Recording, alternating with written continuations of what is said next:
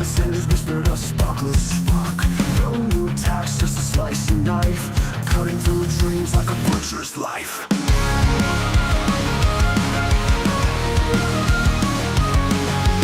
Lines on paper like blades in the dark. Promises whispered a sparkless spark. No new attacks, just a slicing knife, cutting through dreams like a butcher's life.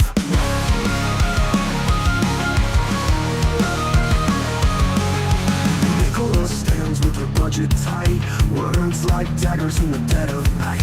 No bullshit claims, no candy to toss, balance sheets drawn in the land of loss. Remember your enemies slash and burn, promises to righteous bridges won't return. State of the union all hollow and bare, cards and silence hang heavy in the air.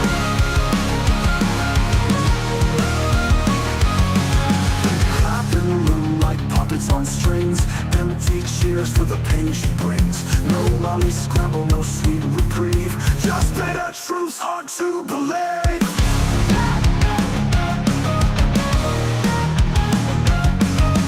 Echoes of cuts through the hollow halls, shadows of dreams on crumbling walls. Austerity's hymn sung in icy tones, leaving the people to face it alone. Remember your enemies slash and burn, promises to righteous bridges won't return.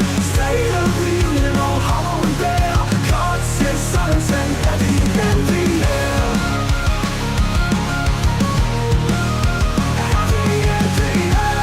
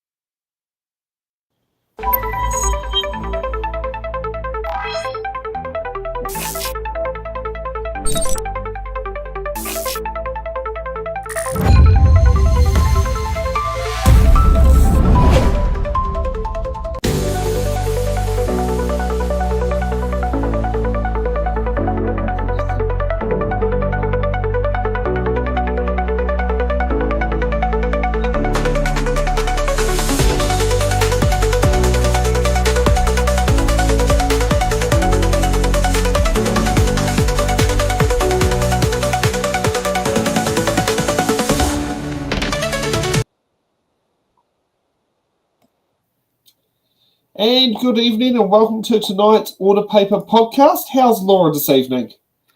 I'm alright, I'm doing okay, I'm just a bit tired. And tonight we've got to do a bit of paid promotion here, so my one's arrived. Yay! And the back of the hoodie. Nice! Yep, so that arrived. And the front of the hoodie. That's looking pretty good. Yeah, so if you want those there, so they were ordered Tuesday morning, and it was delivered it was sent Wednesday afternoon and arrived Thursday afternoon from going from Capital Coast to Wellington. So a very quick turnaround time. And what size is that? Is that an XL or a 2XL? 2. 2XL. Yeah, because my 2XL is too big for me. I needed to get an XL. You kind of overcompensated. I overcompensated, yeah. Yeah. The fun part is we'll see. Have any sales come in yet? I mean, hey, at least it comes in tent-sized. Yeah. So yes, we thought we would definitely do that. As when I was playing around to add the QR code for the Regulatory Standards Bill, I discovered this option. So yeah, but I'll be honest, it's not a new option that's in Restream. It's actually been in there for a while. It's just an option we've not used before. Okay. Yeah. So, how have you found Recess Week? How I found it? Yeah. It's been the same as any other week for me. And how do you think the fact that David Seymour got sworn in as the new Deputy Prime Minister yesterday? They did the swearing in on a Saturday. Yeah, I'm glad I missed that. I know, they came down to my suburb to do it in there as well, because Government House is in Newtown. Yeah. Well, how do I feel about it? I felt exactly the same way as I did when National won. Yeah, the sooner they're gone, the better, as far as I'm concerned. Yeah, here's a good one from Kiwi Skip. I have a bad habit of shrinking them. Hey, yeah, I need to shrink mine. Can you? I need some. Yeah. Yeah. So yes, I like this comment. Yeah. That was me. Well, I've got to admit, if Gary Childs is watching, I believe he had a week off. Nice. Yeah. Well, basically it meant that I got to sleep in a bit more, so that's nice. Oh, I don't have to watch politicians screaming at each other for a week. Especially till like 2 a.m. in the morning. Yeah, that was a bit much. Just at that point, I'm like, just have a fight night and get it over and done with. Can we please recall the speaker? No, we will not recall the speaker. We would like to move the motion. Please recall the speaker. And I mean, this is just going by little bits from what I read in the Hansard. I didn't even bother watching it. Yeah. Yeah. It's getting like that for me too. I'm just like, fuck it. I'll just read the Hansard. I can't be bothered watching this live. I've got other things to do with my life.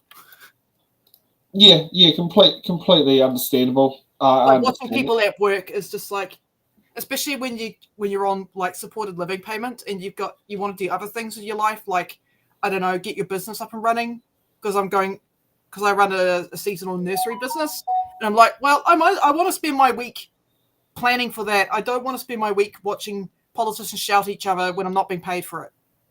Yeah. So it's so understandable what you mean. Well, we've got a more of a relaxed tone this week.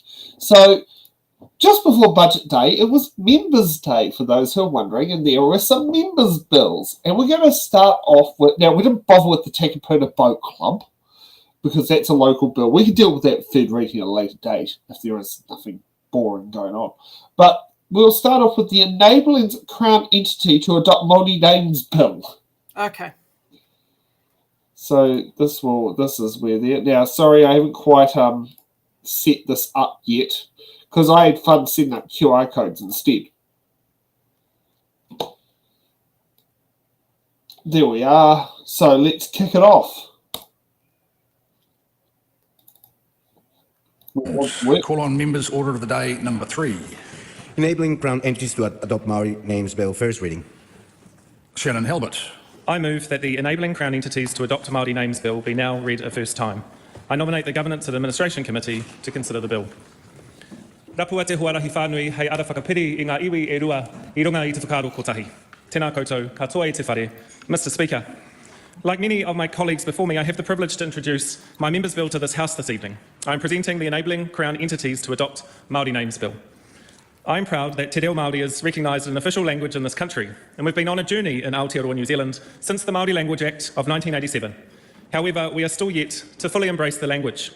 I myself am on a Te Reo Māori journey as a second language learner with both Māori and Pākehā whakapapa, like many in this House also. And in recent years, weeks and months, we have seen increasing friction over the use of Māori names and Te Reo Māori in public spheres. Today even, I have seen Ngāti Kahungunu calling for the reinstatement of Te Reo Māori signs after they were removed from roads in the Hawke's Bay where I grew up. This is just the latest incident in a string of back and forth about where we should and should not use Te Reo Māori. We can think of other examples, like Te Whatu Ora, Health New Zealand, or Waka Kotahi, NZTA. And after reading through the recently introduced vocational training bill, we see that Minister Penny Simmons has decided to remove the Te Reo Māori name Te Pukenga, and instead of using a bilingual name, replacing it with the New Zealand Institute of Skills and Technology. Decisions like these, Mr. Speaker, are backward steps for Aotearoa New Zealand. Many of us walk out our lives with a foot in both the English and Māori world, and I believe that government, including our Crown entities, can and should do the same. Therefore, we don't have to make a choice between English and Te Reo Māori. We can simply have both. Many have talked about the importance of Te Reo Māori as an integral part of our nationhood that enriches our lives and it does not divide. But we have seen division, Mr. Speaker, and Te Reo Māori being used as a political football. If we learn anything about the outcome of the recent debate on the Treaty Principles Bill, when 90% of 300,000 submissions opposed the legislation, then we see that our country wants to move forward, building nationhood in partnership with Māori. This bill today is a step towards doing that. Haere whakamua, hoki whakamuri. Mr Speaker, the bill enables, on the recommendation of the relevant Minister for Crown Entities, to adopt Māori names in addition to, or instead of, the names given to them by the acts that establish them. This is a simple but symbolic step towards greater inclusivity, bilingualism, and support for Te Reo Māori revitalisation. Crown entities, including statutory entities, Crown entity companies, school board of trustees, and tertiary institutions. For those of you in the House today and those of you at home, you will be familiar with many of these. Te kapo reihana āwhina hunga whara, ACC. Manapau ki te ao, Education New Zealand. No te rere moana Aotearoa, Maritime New Zealand. Te rātunga toto Aotearoa, the New Zealand Blood Service, and Mr Speaker, the list goes on. But while a number of Crown entities already use a Māori name, these aren't their legal names and are not currently recognised in New Zealand's legislation. It is important to note, because Māori names, as we've seen, can become political, that this bill does not mandate all Crown entities to adopt Māori names. It simply allows relevant ministers to recommend this shift where and if they see fit for their organisations and their ministries. The legislation would, for example, allow Minister Simeon Brown to make Health New Zealand Te Whatu Order again, or Minister Mark Mitchell to give Sport New Zealand Ihi Aotearoa the mana of being enshrined in legislation. And while I have the opportunity again, I'll make the suggestion for Minister Penny Simmons that she can in fact take on a bilingual name that will save her a lot of money. How about Te Pukenga New Zealand Institute of Skills and Technology? Importantly, the bill strikes a middle ground and a way forward. It's not one or the other, Mr Speaker. It gives us both, the English and Te Reo Māori, and tonight I encourage government members in the House to seriously consider supporting this at first reading, sending it to Select Committee for further consideration. Governments now and in the future should reflect the communities they represent, the constitutional foundations of Aotearoa New Zealand, as well as how we represent ourselves in the future, locally and abroad. Bilingualism as a sign of this partnership is the essence of our country, as reflected in our founding document, Te Tiriti o Waitangi. We must collectively uphold and protect this. This bill offers that protection through legislation. By supporting this bill, we can collectively shift something that has been tagged as tokenism by some, or taken backwards by others, to a more meaningful reflection of the country that we aspire to be. In saying that, I do not believe that there is anything tokenistic about being proud to be a bilingual nation and being proud of our rich Te Reo Māori language identity. Normalising the use of Te Reo Māori is an important part of the continued effort to revitalise the language, and this bill can help to play a part in that journey. Mr Speaker, when we travel abroad, our coat of arms, Te Tohu Pakanga o Aotearoa, is an illustration of the world that our nation was founded on the partnership between two cultures. Giving Crown entities Māori names helps set us apart. Aotearoa New Zealand's identity is unique from anywhere else in the world, and that should be reflected in the institutions of our government. There are a variety of countries worldwide who choose to honour their unique cultural heritage by engaging in bilingual naming practices. Ireland, Wales, Canada. And when I travelled in 2022 as part of a parliamentary delegation to Canada, I was impressed by the work that they had done there. Economically too, these names provide us with a unique point of difference when we go offshore. And in particular, we've seen New Zealand Trade and Enterprise use Te Taurapa Tūhono when they do business overseas to help market our unique Aotearoa New Zealand brand. This bill will allow for a Crown entity to adopt a Māori name and ensure that it has the mana and the integrity behind it using legislation. We have successful examples of Māori names that have been used for Crown entities. Oranga Tamariki by Tracy Martin. I've been impressed that the Housing Minister, Chris Bishop, has continued with Kāinga Ora, because many of the reasons why people would be against this legislation already played out when the last Labour government passed legislation to establish the Matariki public holiday. Yet here we are with multiple celebrations across the country that bring communities together through the kotahitanga of Te Ao Māori.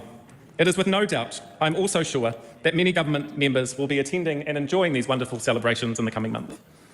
Mr Speaker, this is an omnibus bill which enables the Governor-General, by order in council made on the recommendation of the relevant minister, to adopt Te Reo Māori names for Crown entities in addition to, or instead of, the names given to them by the acts that establish them. This reflects the process that exists for public service departments outlined in section 23 of the Public Service Act 2020. I note again that this is not mandatory. It's a tool available to ministers and their organisations. Finally, can I acknowledge the Honourable Dr Duncan Webb for his support in this piece of legislation, and without further ado, I commend this bill to the House. The question is that the motion be agreed.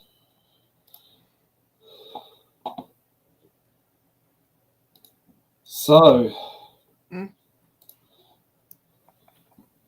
now, does it feel like it makes sense? It's principally foundation. I mean, the next speech might be a bit very interesting, but we haven't got there yet. But yeah. I mean, yeah, sure, it makes sense. I think the debate against whether or not we should have Te Reo Māori names is stupid. I think we just need to kill that debate once and for all. Like, I mean, for crying out loud, like, you get people go, oh, I don't want a road sign in Te Reo Māori. Well, I'm sorry, if you go to a different country and you see a name in French or in Korean and you freak out because it's in a foreign language and you drive off a cliff, you probably deserve to drive off the cliff. I'll be perfectly honest. Like, if you can't read the red road diamond sign that says kate or stop, oh well. That's or like the great word of alto, which is stop in Spanish. Yeah, it's like, and I only know that because I used to own a car called the Suzuki Alto. Yeah, it's like, come on. It's like why are we wasting our time with this debate? I want, it's like, stop using Te Reo Māori as a political football. I'm getting tired already. Yeah. And, well, and, you know, he says that, oh, it doesn't mandate the Crown to adopt Māori names. I reckon we should mandate the Crown to adopt Māori names. It's an official language. Why are we farting around? Yeah, exactly. Why we're pandering to those who just go, if I find the skull, I only know where these thing called the kuras are, and I have no clue what a kura is. Oh, well, that's your problem. Go read up on it. Yeah. It's like, oh, but, you know, people come up with this weird excuse to not learn, you know, a basic word, and it's just like, I don't know what to do with you. Like, are we a country of idiots? Like, just fucking learn already. I think we have some people who are very quick to throw their toys out the cot without actually knowing what they're throwing out the cot. Yeah, I mean, if you go to India, you see names in Hindi, you see names in like Gujarat, you see names in Punjabi. You know, doesn't matter. You see names in English as well. They're a multilingual country. People aren't crashing off cliffs over there. That's true. Like, are Kiwis that stupid? I think a certain type of Kiwi want to make themselves out to be that stupid. They're probably not, but they want to make themselves out to be a lot more stupid than what they are. Okay, well then they can drive off the cliff. I'm not going to cry for them. Oh, yeah. Or they get denied the rental car in these foreign countries because they do stupid shit like this. Yeah, it's like it's just a tiring argument that's gonna get New Zealand nowhere. It's like, just fucking do it already. Yeah. Okay, next up. My grandma and my dad's local MP, Tim Costley.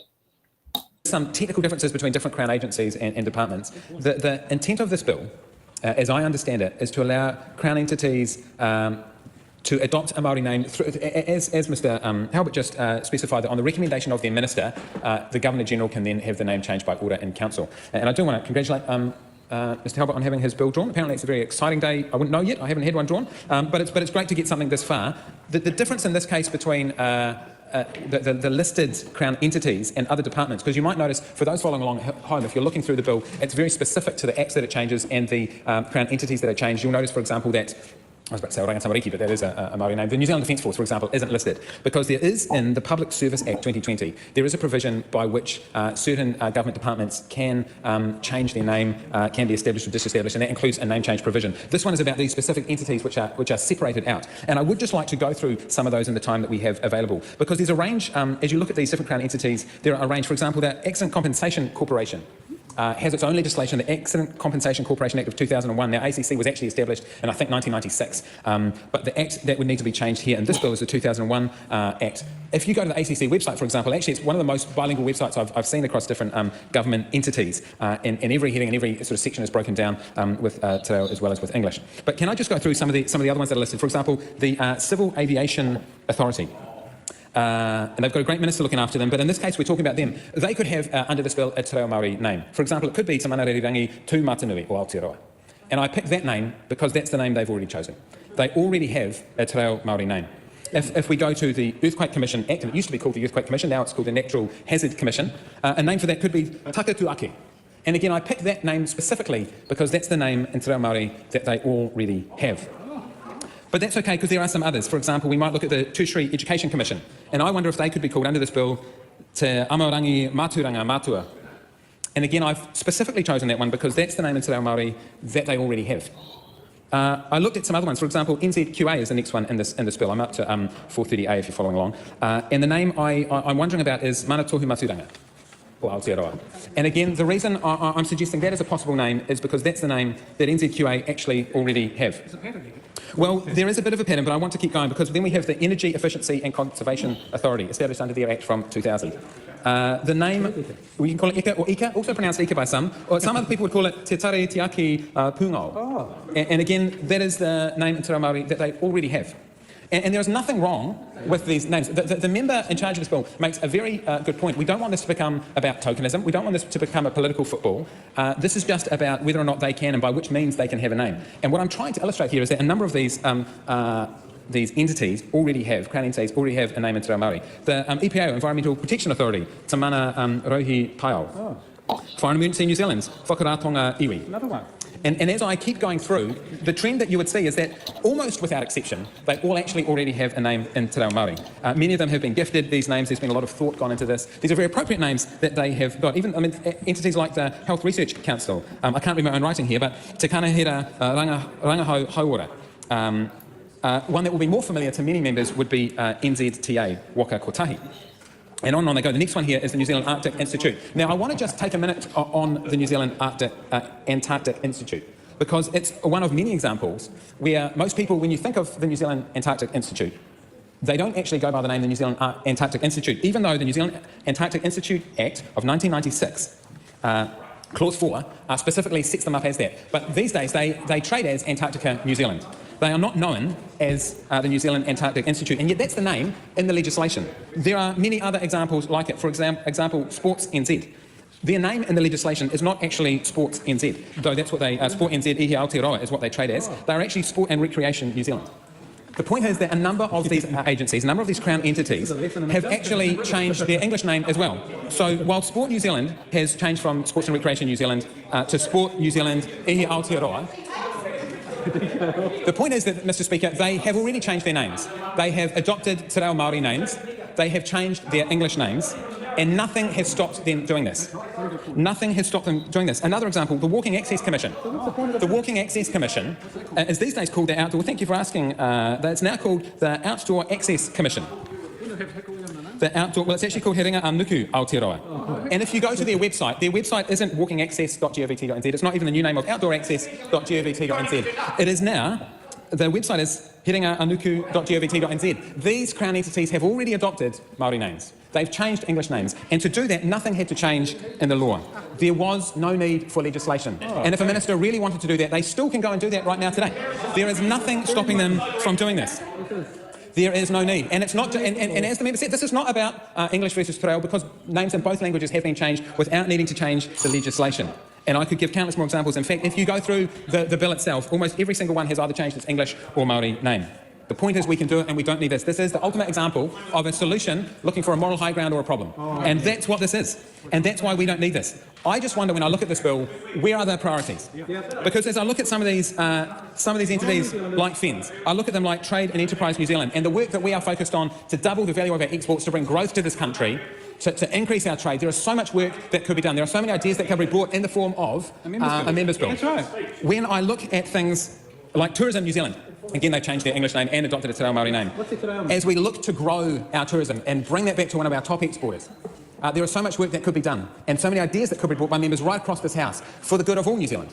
They are the kind of ideas that we should be seeing in these members' bill. And so while it's a great point that he makes that we should be able to have Te Reo Māori names, we should celebrate the bilingualism as he described it, we should celebrate the different cultures that make up this country. Actually, we don't need to spend the next 6 months of a select committee and 2 more readings in a committee of the whole House to go through this process. There is nothing. And we have to be really clear. There is nothing today that stops any of this happening. Whether it was changing the English name, which has happened, whether it was adopting a Te Reo Māori name, which has happened, it is absolutely possible today. So the National Party will not be supporting this bill, not because we don't support Te Reo Māori, not because we don't support it, but because there is no need for it. Well done. Okay. Yeah, exactly. That's what I was thinking. Like, okay, what the hell? Tim versus Tim. So this is a great idea, but at the same time, we're not supporting the bill. Okay, I want Tim versus Tim debate, please. That'd be great. They can debate each other. Yeah, so I haven't actually read this bill, so I'm just reading through it now. The government should reflect the communities it represents, and this extends to the use of te reo Māori in the names of Crown entities. While a number of Crown entities already use a Māori name in their logos and communication, the legislation that establishes them does not reflect the Māori name, and the Māori names they have adopted aren't legal names. So that's the crux here, is that the te reo Māori name that is being utilised is not a legal name. This creates the impression that the te reo Māori names are optional or secondary. The bill fixes that. Okay, so it just basically makes the name legal. Yeah, I don't have a problem with that. Just make it fucking legal. It should have been made legal yesterday so we can stop having this fight.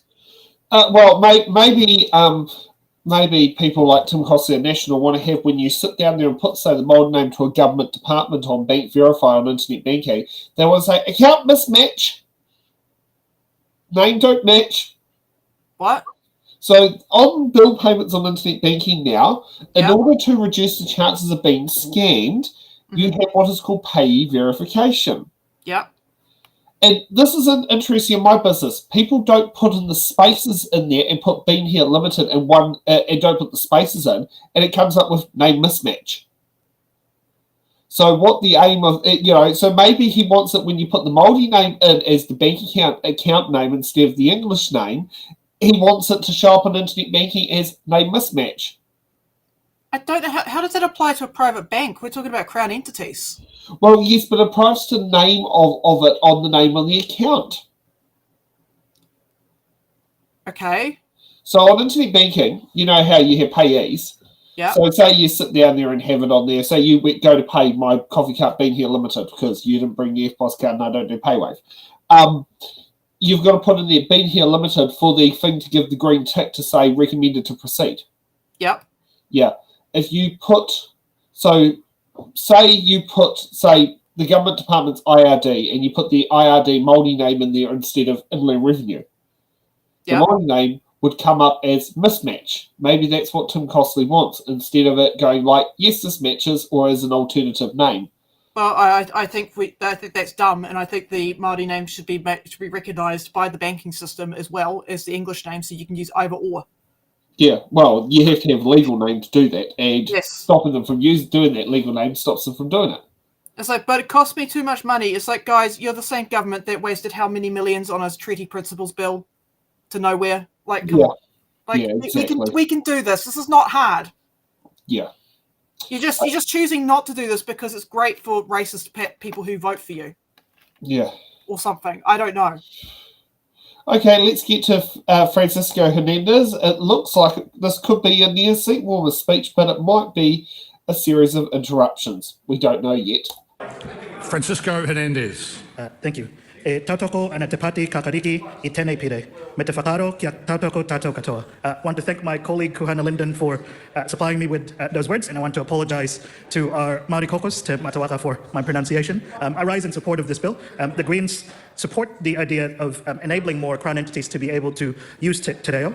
We did have quite we did have some internal debate and discussion in the caucus about it, because, on one hand, there were people that felt that, there are some out there in the community who felt that, as it's only natural that as a result of the process of, the long process of colonization and the violence that many Māori have endured under the colonial state and under the Crown, that there was naturally some wariness of enabling the taonga of having Māori names be given to these institutions that have done so much and inflicted some violence towards, not all Māori, but some Māori certainly feel this way. But on the other hand, we do acknowledge that it's a voluntary process, and when Crown entities have adopted names in te reo, they've been as a result of long discussion and consultation with iwi Māori. So it's not as if that any institution is going to be forced to adopt the Māori name. So congratulations to my colleague Shannon Halbert for getting this bill drawn and drafting this bill. We encourage all government parties to support this bill, and we certainly support it, and we hope you do the same. Oh, now that's an interesting discussion. Is that a seat warmer speech? Does that count as a seat warmer speech? It got enough information on there, but it is, because it was in the 2-minute category. Well, 1 to 2 minute category. Ooh, I'm just deciding whether or not it fits into the seat warmer speech category. Well, it is Members' Day. Do we consider members' bills as seat warmer speeches?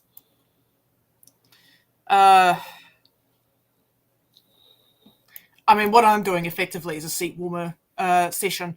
Okay, so because I haven't even read the bill in full yet, so I've just been glancing over it. Okay, so do I agree with him? Yes. Why do I agree with him? Because I think it's dumb that we're still fighting over this issue.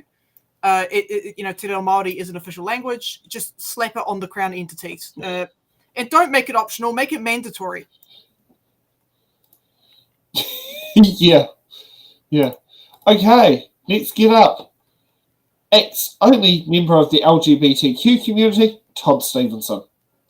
Todd Stevenson. Thank you, Mr. Speaker. I rise on behalf of ACT to talk about enabling Crown entities to adopt Māori names bill. And firstly, I just want to acknowledge the member, Shannon Halbert, for having his bill drawn. It is always exciting to have that drawn out of the biscuit tin and at least have the chance to have your bill debated and discussed.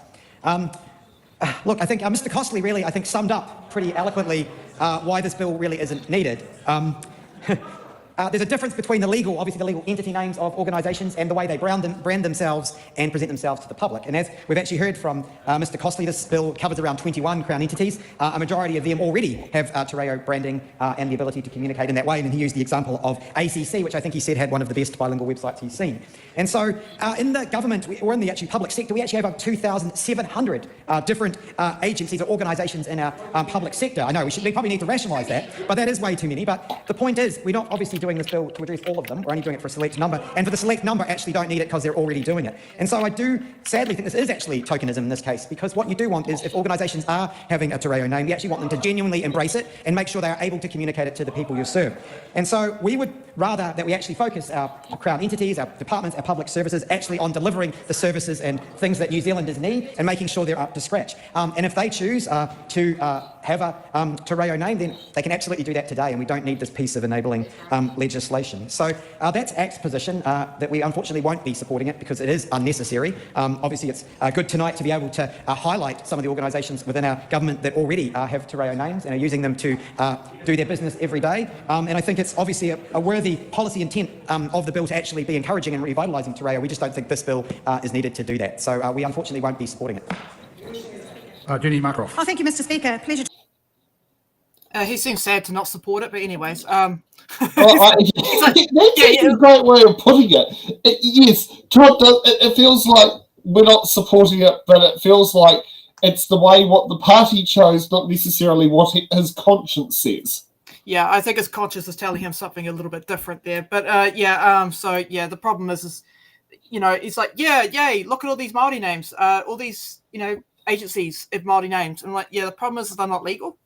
So, we have them legal. That's better, right?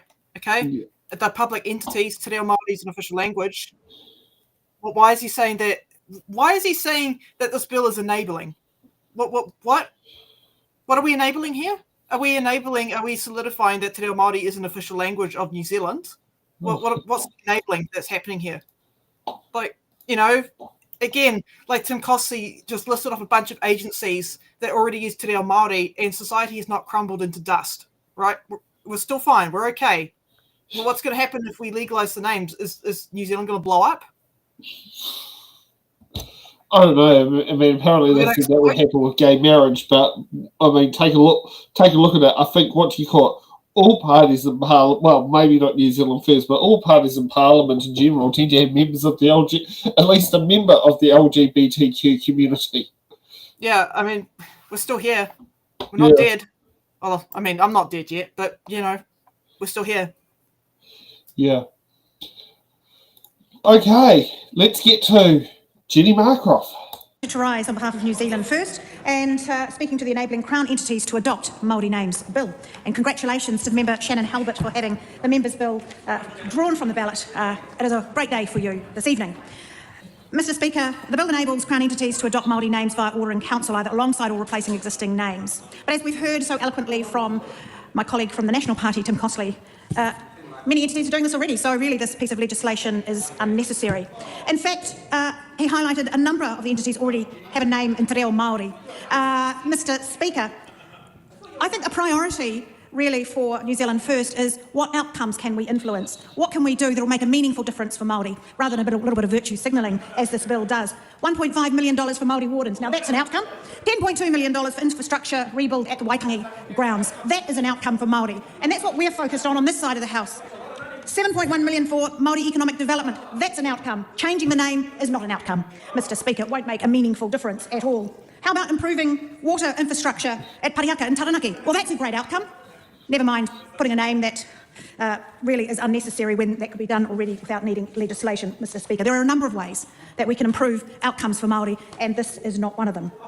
In fact, if I look at the coalition agreement, which was agreed between New Zealand First and National, was to ensure all public service departments have their primary name in English, except for those that are specifically related to Māori. So, Mr. Speaker, New Zealand First will not be supporting this bill. And I'd just like a little quote from my leader, the Right Honourable Winston Peters, who says this is not an attack on the Māori language, but on the elite virtue signallers who've hijacked the language for their own socialist means. I do not commend this bill to the House. So even when Winston's not there, Winston's words having to be put into the House. Yeah, I feel very elite with my virtue signalling here. Actually, I'm feeling fucking tired. Yeah, I'm feeling pretty wasted today. But anyways, again, you know, it's like, well, you said today was going to be a fun day, not a painful day. I'm in pain Well, again. I thought it would have been fun. It's Members' Day. Yeah.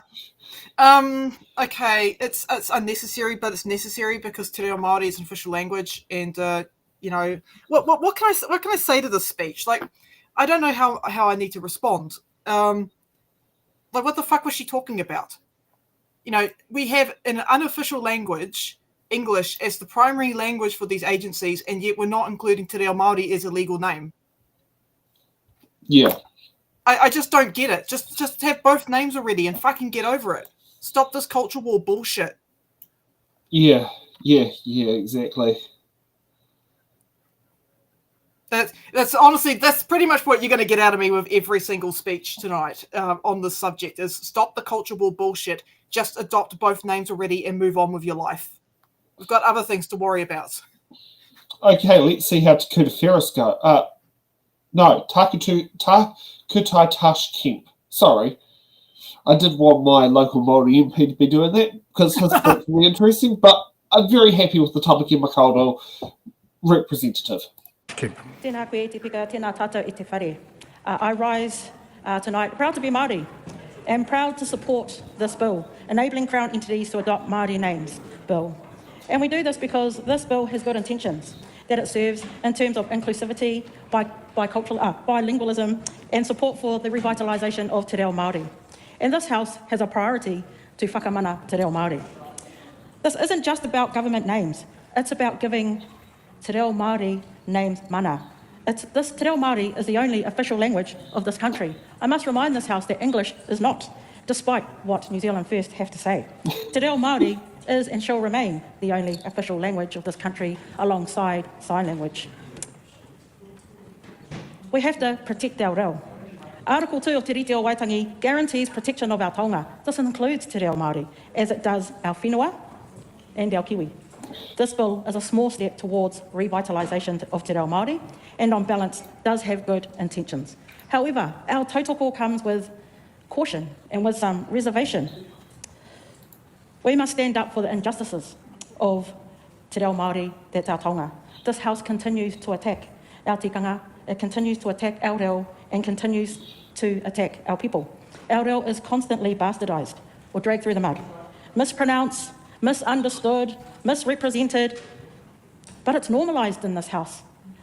70% of the members of this House mispronounce our reo, and it's normal and it's okay. I can remember i te pika when we came into this House and our names were mispronounced. Now what? Our names hold mana. Our names have meaning for us, just like the names, Māori names that are given to government agencies. They have mana. We have a Prime Minister that can't say te reo properly, yet he wants to call us out. Or when he says, quote, when I see it, we call it out. Well, it's time for us to call it out when our reo is misrepresented, mispronounced, dragged through the mud. Our reo cannot be used for those reasons. There's just no respect. It's just ignorance mockery and the resistance to our ātāhua reo. We must ensure our reo is protected. We have to try harder. I have to ask, why is this government so proud to being monolingual? If people can't tell the difference between a red and green stop-go sign without reading te reo, is it just that people are thick? Or are these people just really racist? How would they ever survive a trip to a foreign country without English on the signs? Our reo carries mana, and this bill has good intentions. Te Pāti Māori will support this bill to committee stage, where we give our people the voice and the right to have their say. Tēnā tātou. Yeah, I'm with her. Stop being stupid. I'm glad that she caught herself out there with the sign language, because I was going to say, whoa, hold on there. You're going to include sign language as an official language of New Zealand, and yeah, you know what? You want to know something that's super woke? I want to see all 3 languages on all of our damn signs.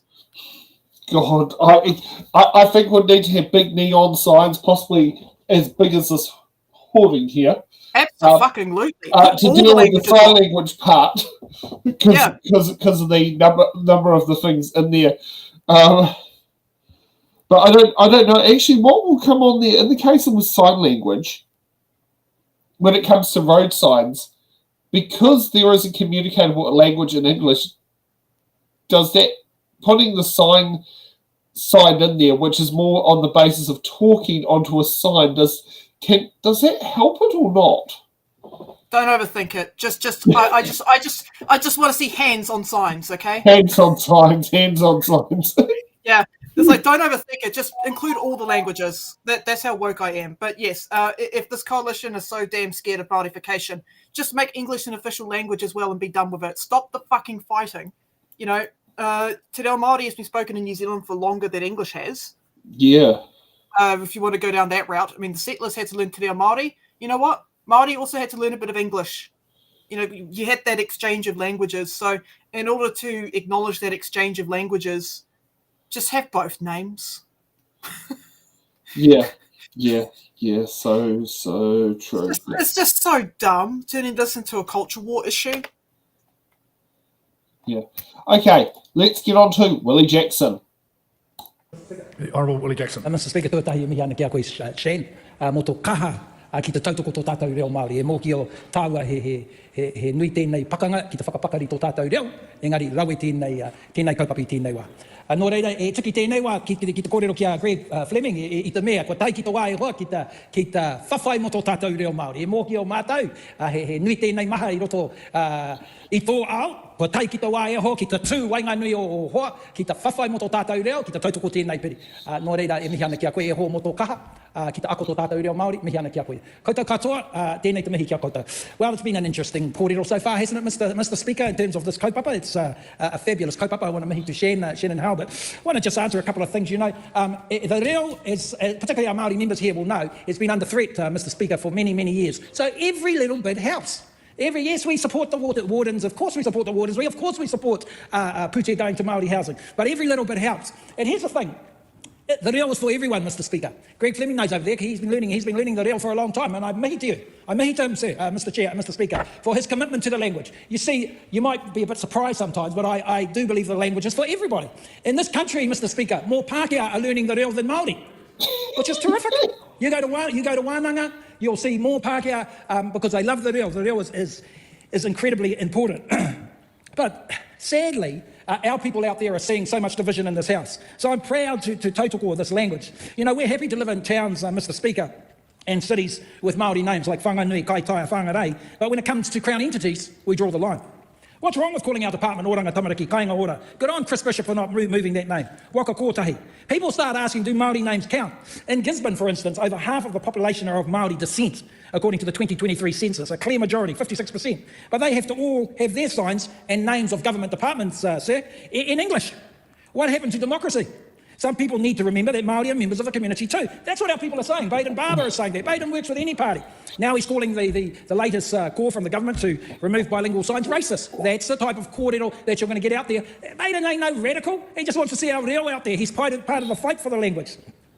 You know, so some people have to realise that the Māori populations out there, they just They just want to see the language develop. They don't want to be called supporters of apartheid or when this type of kaupapa comes up. The fact is there's nothing to fear about a Māori name. Across the world, our culture and language are being celebrated, except it seems right now in this country. Now, I know the National Party has been supporters of the language before, but the kōrero coming from the Prime Minister says something else to us. What is this government so scared of? That's what people are saying. What are you so nervous of here? We've had Shannon Halbert say this is not a compulsory setup. You don't have to absolutely take the name. But by allowing Crown entities to adopt a Māori name, it will further enhance and support the language. It doesn't mean some of the governments will need to improve on their pronunciation. I'm not so picky about people mispronouncing the reo, as long as everyone makes an effort.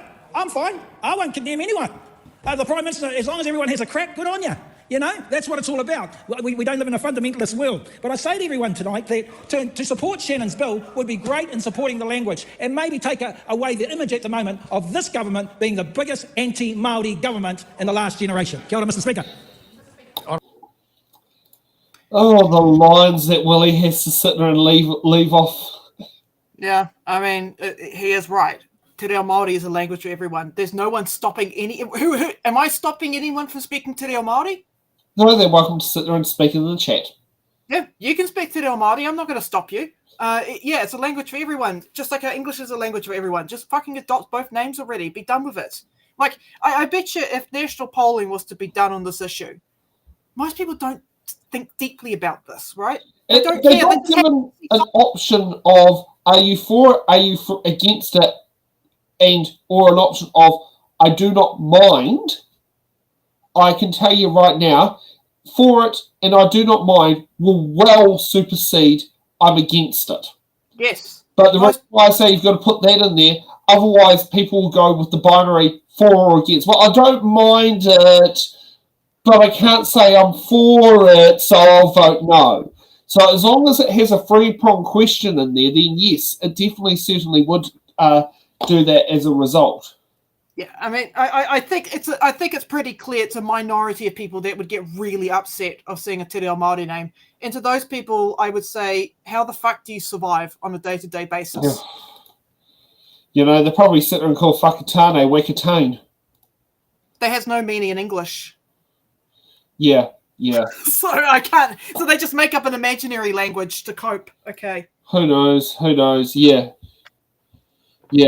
I mean, that's what the Kiwi-Birb had used to sit there and do. It's like, the Aussies can't even say the names properly. And that was one of the names they used to come up with for whakatane was Wakatane.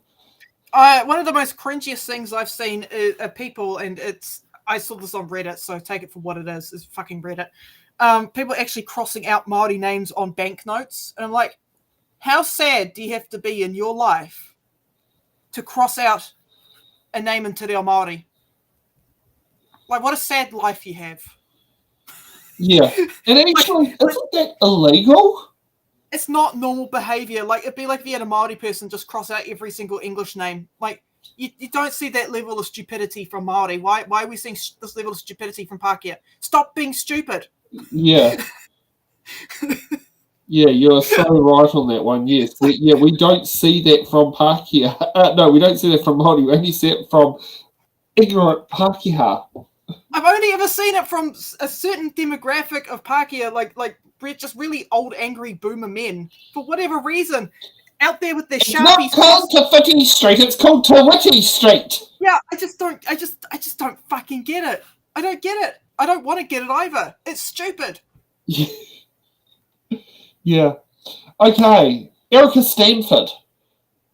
Honourable Erica Stanford. Thank you, Mr. Speaker. Well, I wasn't going to take a call this evening. In fact, I'm not on the speaking list, but after listening to the last couple of speeches, I thought it would be an important thing to do to take a call to set the record straight, especially after that last statement. This government in education has done more for Te Reo Māori than that government did in 6 long years. Mr. Speaker, this, as my colleague said, is a solution looking for a problem. We've already had the very long list of Crown entities that already have Te Reo names, Mr. Speaker. But here, Mr. Speaker, lies the problem with the government's position, in the fact that they think that we are anti-Māori. As I've said, we've done more for the Māori language and education in the last 18 months than they did in 6 years. And here are a few things that should be put on the record when we're talking about Te Reo language revitalisation. Because we have a bilingual education system, Mr. Speaker, and we've heard nothing from the other side of the House when we launched all of the pangaru, or the maths resources in Te Reo Māori consistently across the country. Guess what? For the first time, consistently in Te Reo Māori, high-quality curriculum-aligned resources created by Māori experts. Nothing in 6 years happened on that side of the house for pangaru, for language revitalisation in maths in our education system until now. And then when we do it, completely silent.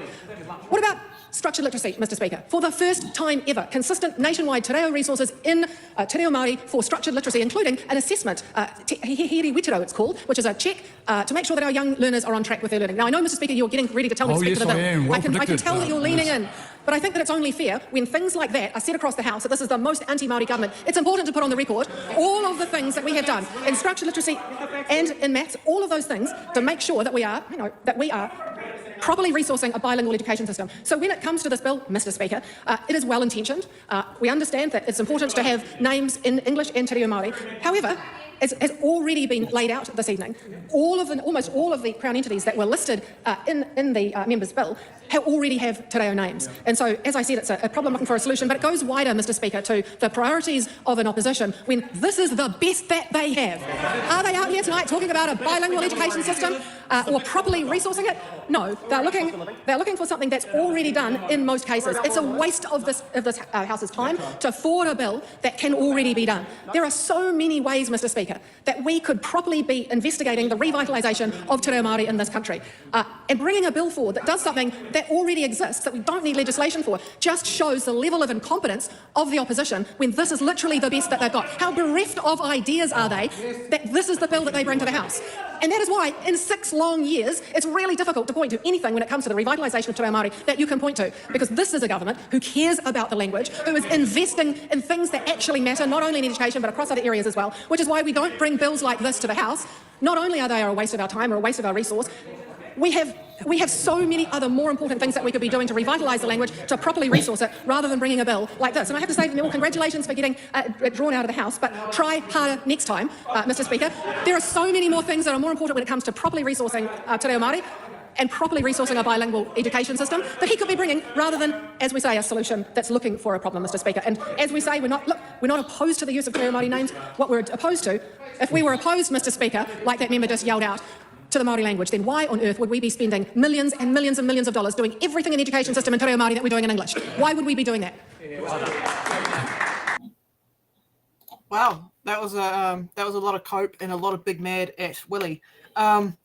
She noticed how she didn't address the idea of making Māori names legally recognised for agencies. Yeah. I mean, hey, it's cool. It's cool with Māori resources from whatever Eric is doing, but unfortunately, you can't call yourself pro-Māori when you're attached at the hip with Seymour. Yes, who is literally trying to take it out like it's like taking out the egg out of the pavlova. Challenge accepted. I'm a vegan. Yeah, it's I will make an eggless pavlova, whether you like it or not.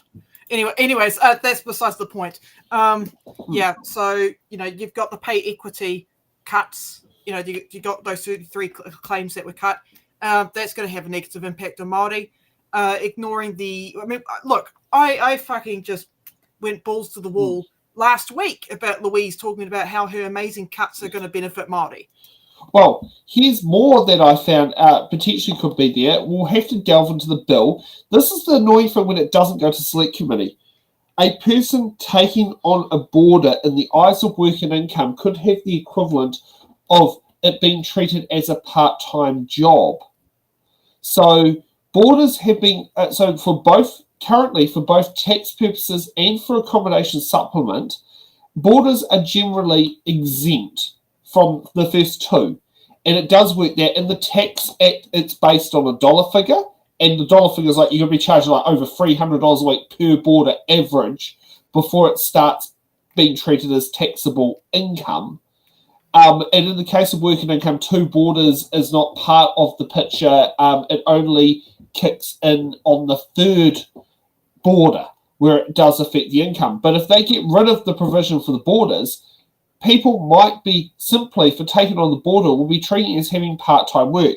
Now, if they're a landlord, they could deduct the expenses associated with earning that income off there. But knowing work and income, your power bill, your whatever, your gas, your internet. Oh no, wait a minute. Internet's not essential according to WINS, which is really weird. The telephone. Oh, but wait a minute. Telephone's not essential. The essential services, the water rates, all that sort of thing, that would be traditionally deductible if that was a rental property, probably would not be allowed to be deducted in order to work out that calculation accurately if they do it. But when you...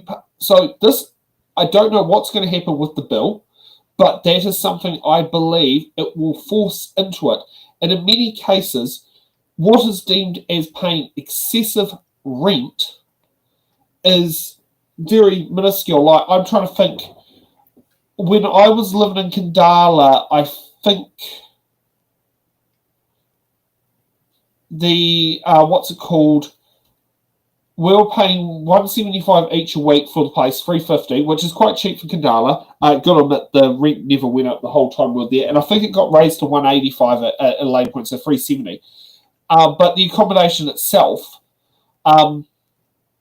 that was borderline of not being classed as excessive rent. But if the rent was any higher, if it went over $200, it would max out the accommodation supplement. In the most cases, people will be $100 worse off per week. The maximum accommodation supplement for a single person in Wellington is $105. Yeah, so you've got to live in pretty much basically central Auckland. If you go out to the heart, it's not it's not $105. It's down to, I think, $65. I don't know what the Area 3's maximum accommodation rate is. I know Area 4 was $45, because I remember being stuck in that boat at one stage when, in the case of Levin, if you're paying more than $132 a week rent, you're paying excessive rent as a single person. Even that the average rental property in Levin was about $150. Yeah. So you can see how pointless this debate is about legal names. You know, whether or not we should make Māori names legal. You can see how pointless it is, and how it should have been done yesterday, and why it's just a stupid culture war talking point. The fact that we've gone away from talking about that bill to talking about a bill that we covered last week. That's I know. This discussion is. Yeah. This is about as pointless as debating, is a pavlova because it's got eggs in it, or is it because it's made out of chickpea water, like what the vegans like to do? It's just like, who cares? Yeah. Okay, Duncan Webb. Why would we be doing... Well, what a lot of wailing and gnashing of teeth over there, you know. And it's really strange that all of a sudden they're saying, no, we're supporting Māori. When one of the very first things they did when they came in as a government was to issue a direction through the public service to get rid of Māori, of te reo throughout the public service, including Māori names. Yeah. Do you remember when, I think it was Chris Bishop didn't know the actual English name of Waka Kotahi? Do you remember that? But they made a point of using English names only because we don't like te reo. And you can have the tokenism if you like. You can talk about your education kits as the Minister of Education, but frankly, that speech was a D. Because it was D for duplicitous. It was saying one thing out of your mouth and doing another thing throughout government. Because we know, and this bill is well thought out, and I congratulate the member for bringing it to the House, the bill is well thought out because there are plenty of public service agencies which use a te reo name, but it's not the official name. So in fact, every time these agencies go to court, they have to use their English name. And every time they enter into a legal contract, they have to use their English name. Because, well, who cares, one member yells out. And you know what? That's the point. Because you don't care that you are alienating our Indigenous population. You don't care that all of the people for whom te reo is their native language, you're saying, I'm sorry, use English. That's the proper language. Well, it's one of the languages we speak in this country, but it also sits alongside, and here's the point, equal to te reo. And that is what this bill does. It doesn't elevate, it brings alongside. And that's not that much to ask. And so here we have a bill that simply says, here's an easier way to make it official, to make it legal, and to make it appropriate. And to be dismissive and say, we don't care, it doesn't matter, is actually emblematic of the approach of this government. The tokenistic approach that it takes, and the fact that in terms of meaningful change, it's going backwards. It's actually reviewing our legislation to get rid of references to the treaty, to de-Maorify our statute book. And that is really offensive. And this is one easy step for the government to put its money where its mouth is, but it chooses not to. So it's sad that we've got members over there, when we're talking about one of the taonga of Te Ao Māori, saying, I don't care. Well, I care. I think this is a great bill. I think this is one small and simple step that this Parliament could take, but that side doesn't care. Well, that sounds very typical, on point with how Duncan Webb would go for a speech. Yeah. I agree with him. I'm pretty sure, though. I don't know if it was Chris Bishop. I don't think he struggled with waka kotahi. I'm pretty sure that was Winston Peters. I'm pretty sure it was him that said, "How can you have a waka on the road?" Well, considering like, a lot of people, I don't know, mate. I don't know, old man. I mean, a lot of people consider waka to be boat. They don't consider it to be transportation vessel. Well, waka just means vessel. Yeah. It's vehicle. I mean, I don't know. Have you never seen a boat being transported on the road? I have. Like, even if it was a transliteration of boat, if you were to, say waka means boat in English, okay. Well, even if it meant that, sometimes boats travel by road. I just exactly. Well, that's how people get from their house to the sea. Yeah, this is just a pointless Not debate. everyone can afford to pay money to have their boats at the marina. Yeah, it's just a pointless debate around semantics. Just fucking legalize the names already. Stop fighting. Get over yourselves. Grow up. Yeah. That's all I got to say on this issue. Okay, let's see how Melissa Lee goes. Melissa Lee. Thank you, Mr. Speaker. It's a real pleasure to rise to debate this bill. And I'd like to congratulate my colleague across the House, Shannon Halbert, on having... Did you just say congratulating you was useless? Well, I just want to say, I was going to say congratulations, Shannon, for having your bill drawn from the ballot, but perhaps I actually spoke a little too early because I'm getting offensive interjections from that side. I think it's just ridiculous. Members want to abuse speakers on this side when they haven't even heard it. Point of order, Ingrid Leary. I heard the member reference my colleague Shannon Halbert by his first name, and I'd ask that she'd use both names, please. The chair will decide when to intervene with these things, but thank you for reminding me. Carry on. Thank you, Mr. Speaker. What I was actually going to say is that I wanted to put a little bit of perspective from someone who actually speaks English as a second language, who actually comes from a country where we struggled to actually revive the language after 36 years of, how would you call it?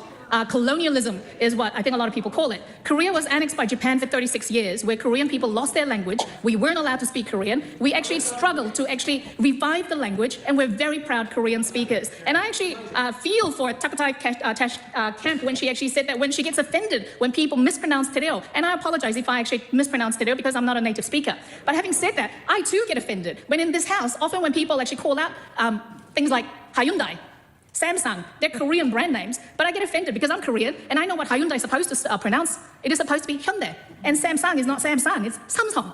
But we actually understand that people try, and we do try. And I think, my colleague earlier, Tim Cosby, who actually laid out that this bill is actually not necessary because virtually every single one of those government departments or agencies that Shannon Halbert has actually said that we need to name them in Te Reo Māori, they already do have the Te Reo Māori names. And I was actually looking at, because I didn't know the Te Reo Māori names, I actually looked up some of the names. NZQA, for example, it says, Nā Potoko Aromatawai o Aotearoa. Ika. Te Tari Tiaki Pungao. New Zealand Trade and Enterprise, Te Taurapa Tu Hono. Thank you. And even Ministry of Ethnic Communities is called Te Tari Matawaka. Ministry of Pacific People, Te Manatu Mō Nā Iwi o Te Moana Nui a Kiwa. All of these agencies and government departments already have Te Reo Māori names. We don't actually need to actually adopt this bill and actually say they all need to use them. They already do. Having said that, on this bill, Shannon Halbert actually included Caroline Innovation, which is actually being established, so we actually don't need that. But one of the concerns that I actually have, which hasn't actually been talked about, is that when we are trying to trade with overseas countries, like when we're trying to promote our tertiary institutions, our education sector, New Zealand Trade and Enterprise, instead of saying NZTE, which is actually very well known around the world as our trading, our agency that deals with trade, you try and actually tell the world, Te Taurapa Tu Hono is our NZTA. Nobody will know what that is. The other one is, it's like, for example, like Accident Compensation Corporation, Te Kāpora Hana Awhina Hunga Whara.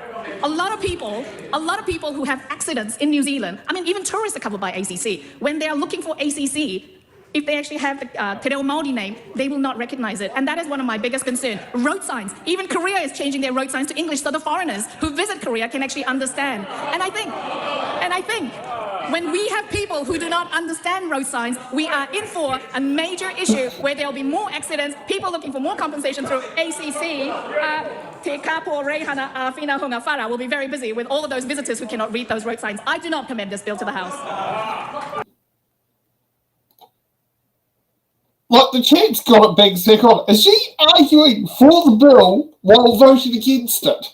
I don't know, but she said, you know, God, where do I begin? She basically said, yes, white people are too dumb to read the signs. Like, that's why we got to change them to English in Korea. I'm like, yeah, well, you know, that's the, you know. Well, China's been doing it for 30 and 40 years. Yeah, it's like, well, you know, that's the thing. China's had English on their road signs for so long, it's not funny. I mean, yeah, you're not half wrong, Melissa. That's why we have both languages. Okay. Yeah. Like, look, I get it. I know a little bit about Korean history. Annyeonghaseyo to all the Korean people watching. They did struggle to revive the language because Japan treated Korea like trash in World War II, and then America screwed things up in Korea with the Korean War. But here's one thing she's ignoring, and this is why her argument falls to bits, right? Agencies in Korea have Korean names which are legally recognized. Right? Now, here in New Zealand, we're still in that struggle to revive Te Reo Māori, right? Yet the Te Reo Māori names here are not legally recognized, unlike in Korea where they are legally recognized. Yeah. And they're including English to make it easier for foreign speakers. So why can't we do the same here in New Zealand to have legally recognized Te Reo Māori names and legally recognized English names? Yeah. Oh, let's go and see the vote. To govern. The question is that the motion be agreed to. Those of the opinion will say aye. The contrary, no. The noes have it. Party vote is called for. Please conduct a party vote. New Zealand National. 49 votes opposed. New Zealand Labour. 34 votes in favour. Green Party of Aotearoa New Zealand. 15 votes in favour. Act New Zealand. 11 opposed. New Zealand First. 8 votes opposed. Te Pāti Māori. 6 votes in favour.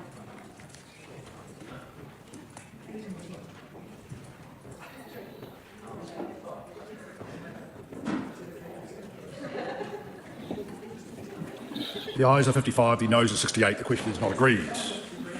Okay. I think we gathered that did not pass its... Yeah, and they disagreed for the dumbest reasons. Let's hope that when Labour, Greens and Te Pāti Māori get back in control of the ship, we can actually make that fucking legal, because it's time to stop this stupid debate. I don't want to see this debate ever again in, I don't know, 10 years' time. I don't want to see it. I'm done with this debate. Yep. Okay, so the next bill we're going to be covering is the Financial Markets Conduct of Institutes Amendment, Duty to Provide Financial Services Amendment Bill, first reading, by Uncle Andy Foster. Yeah, I've got a better name for this bill. Just call it the Anti-Woke Bank Bill. Yeah. Agreed. Call on members, order of the day, number 4. Financial Markets Conduct of Institutions Amendment, Duty to Provide Financial Services Amendment Bill, first reading. Andy Foster. I move that the Financial Markets Conduct of Institutions Amendment, Duty to Provide Financial Services Amendment Bill be now read a first time, and I nominate the Finance and Expenditure Select Committee to consider the bill. Mr Speaker, this is a very long title for what has popularly been called the Debanking Bill, or more accurately, the Protection from Debanking Bill. This bill is all about the ability to participate in a modern economy, because banking services, Mr Speaker, are critical to participation. We all need places to put our money, to be able to conduct transactions, to be able to access credit, to be able to buy assets, to be able to establish, operate and grow a business, and to be able to employ our fellow Kiwis.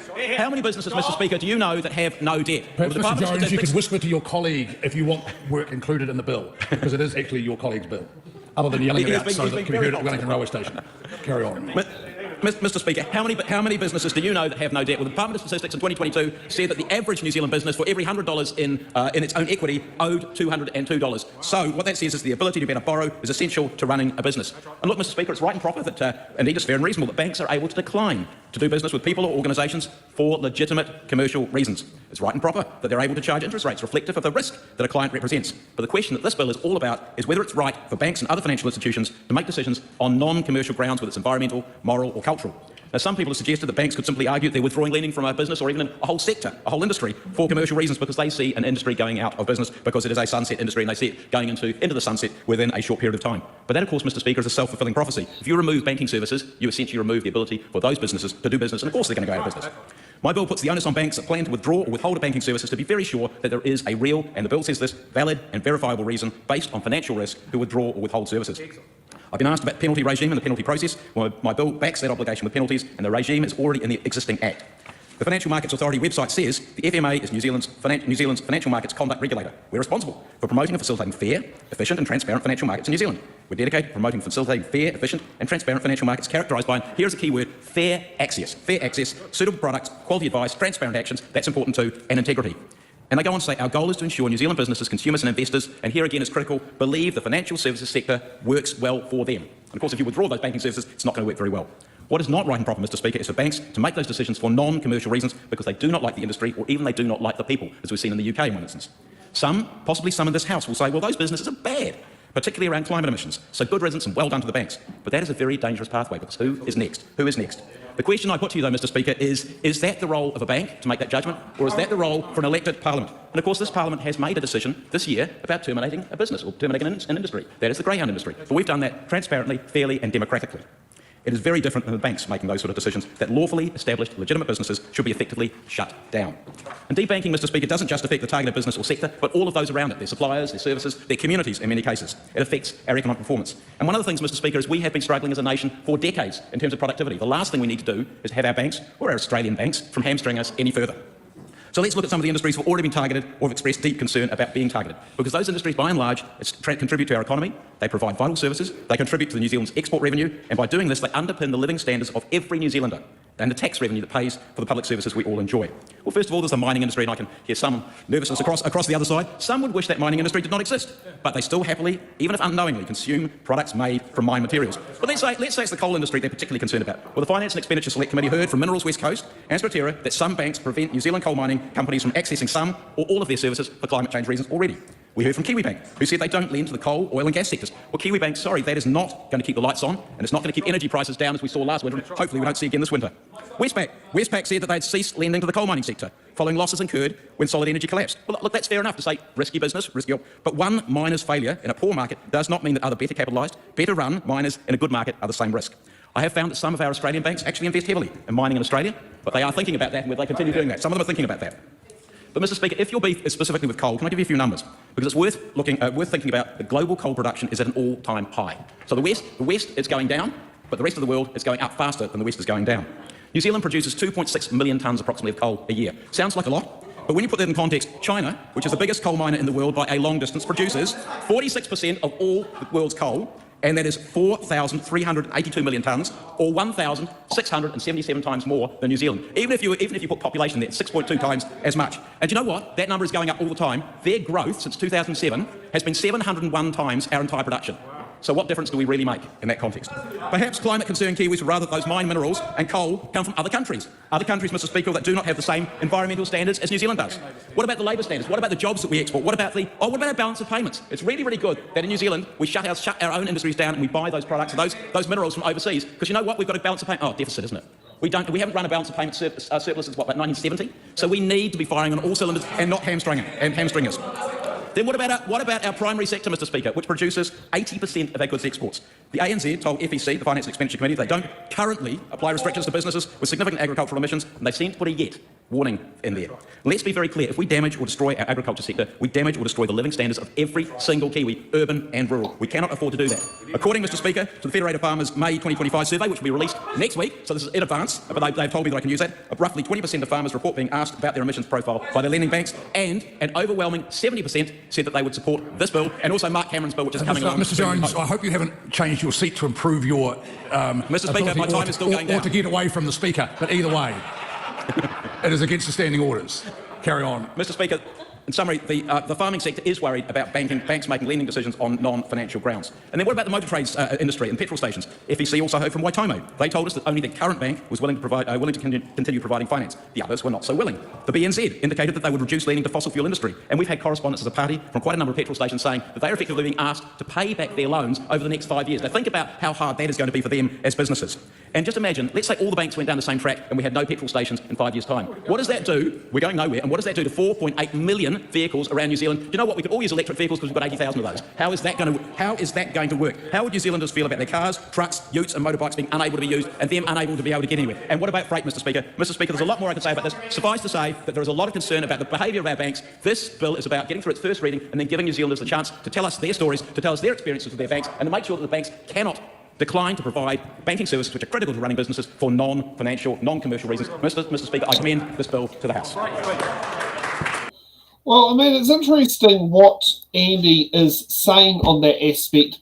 Like, one aspect I could see is reasonable is the thing called a checking account. A checking account, transaction accounts for money to go in and out. That part I do see where he's coming from. You know, I mean, think about it. Bankrupt people struggle when their checking accounts get closed upon bankruptcy. So, you know, maybe he's thinking about people going bankrupt.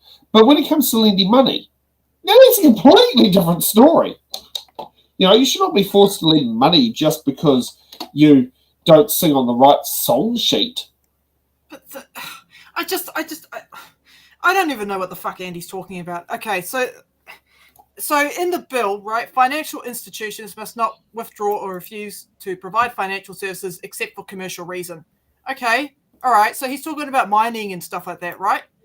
Could a bank argue that providing service could result in decreased profitability and stability for their business? Like with climate change, we're seeing an increased severity of extreme weather events. This type of climate impact has the potential to generate significant and recurring financial losses. It could negatively impact the credit ranking of a bank and increase the likelihood of some banks going into default. Okay? So would that be a valid reason to not give money to a mining company or an oil drilling company? Yeah. Because of the long-term impact that those activities have on the environment. And guess what? Guess which industry is going to be impacted the most by climate change? Have a guess. It's put it in the chat, but basically... Have a guess, chat. Have a guess. All right, okay. It's agriculture. Yeah. Agriculture. So that's the industry Andy's standing up and saying, we've got to help agriculture. Okay. Yeah, so I live in a farming community. People are already struggling to make sure that they have enough water, okay, for their cows and their livestock and stuff, because it turns out that making a beef patty requires a shit ton of water, okay?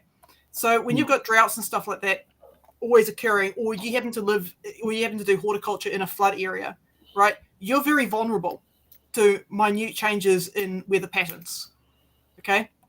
So supporting the mining industry and the fossil fuel industry is not the same as supporting the agriculture sector. Yeah. They're not the same thing. You have to.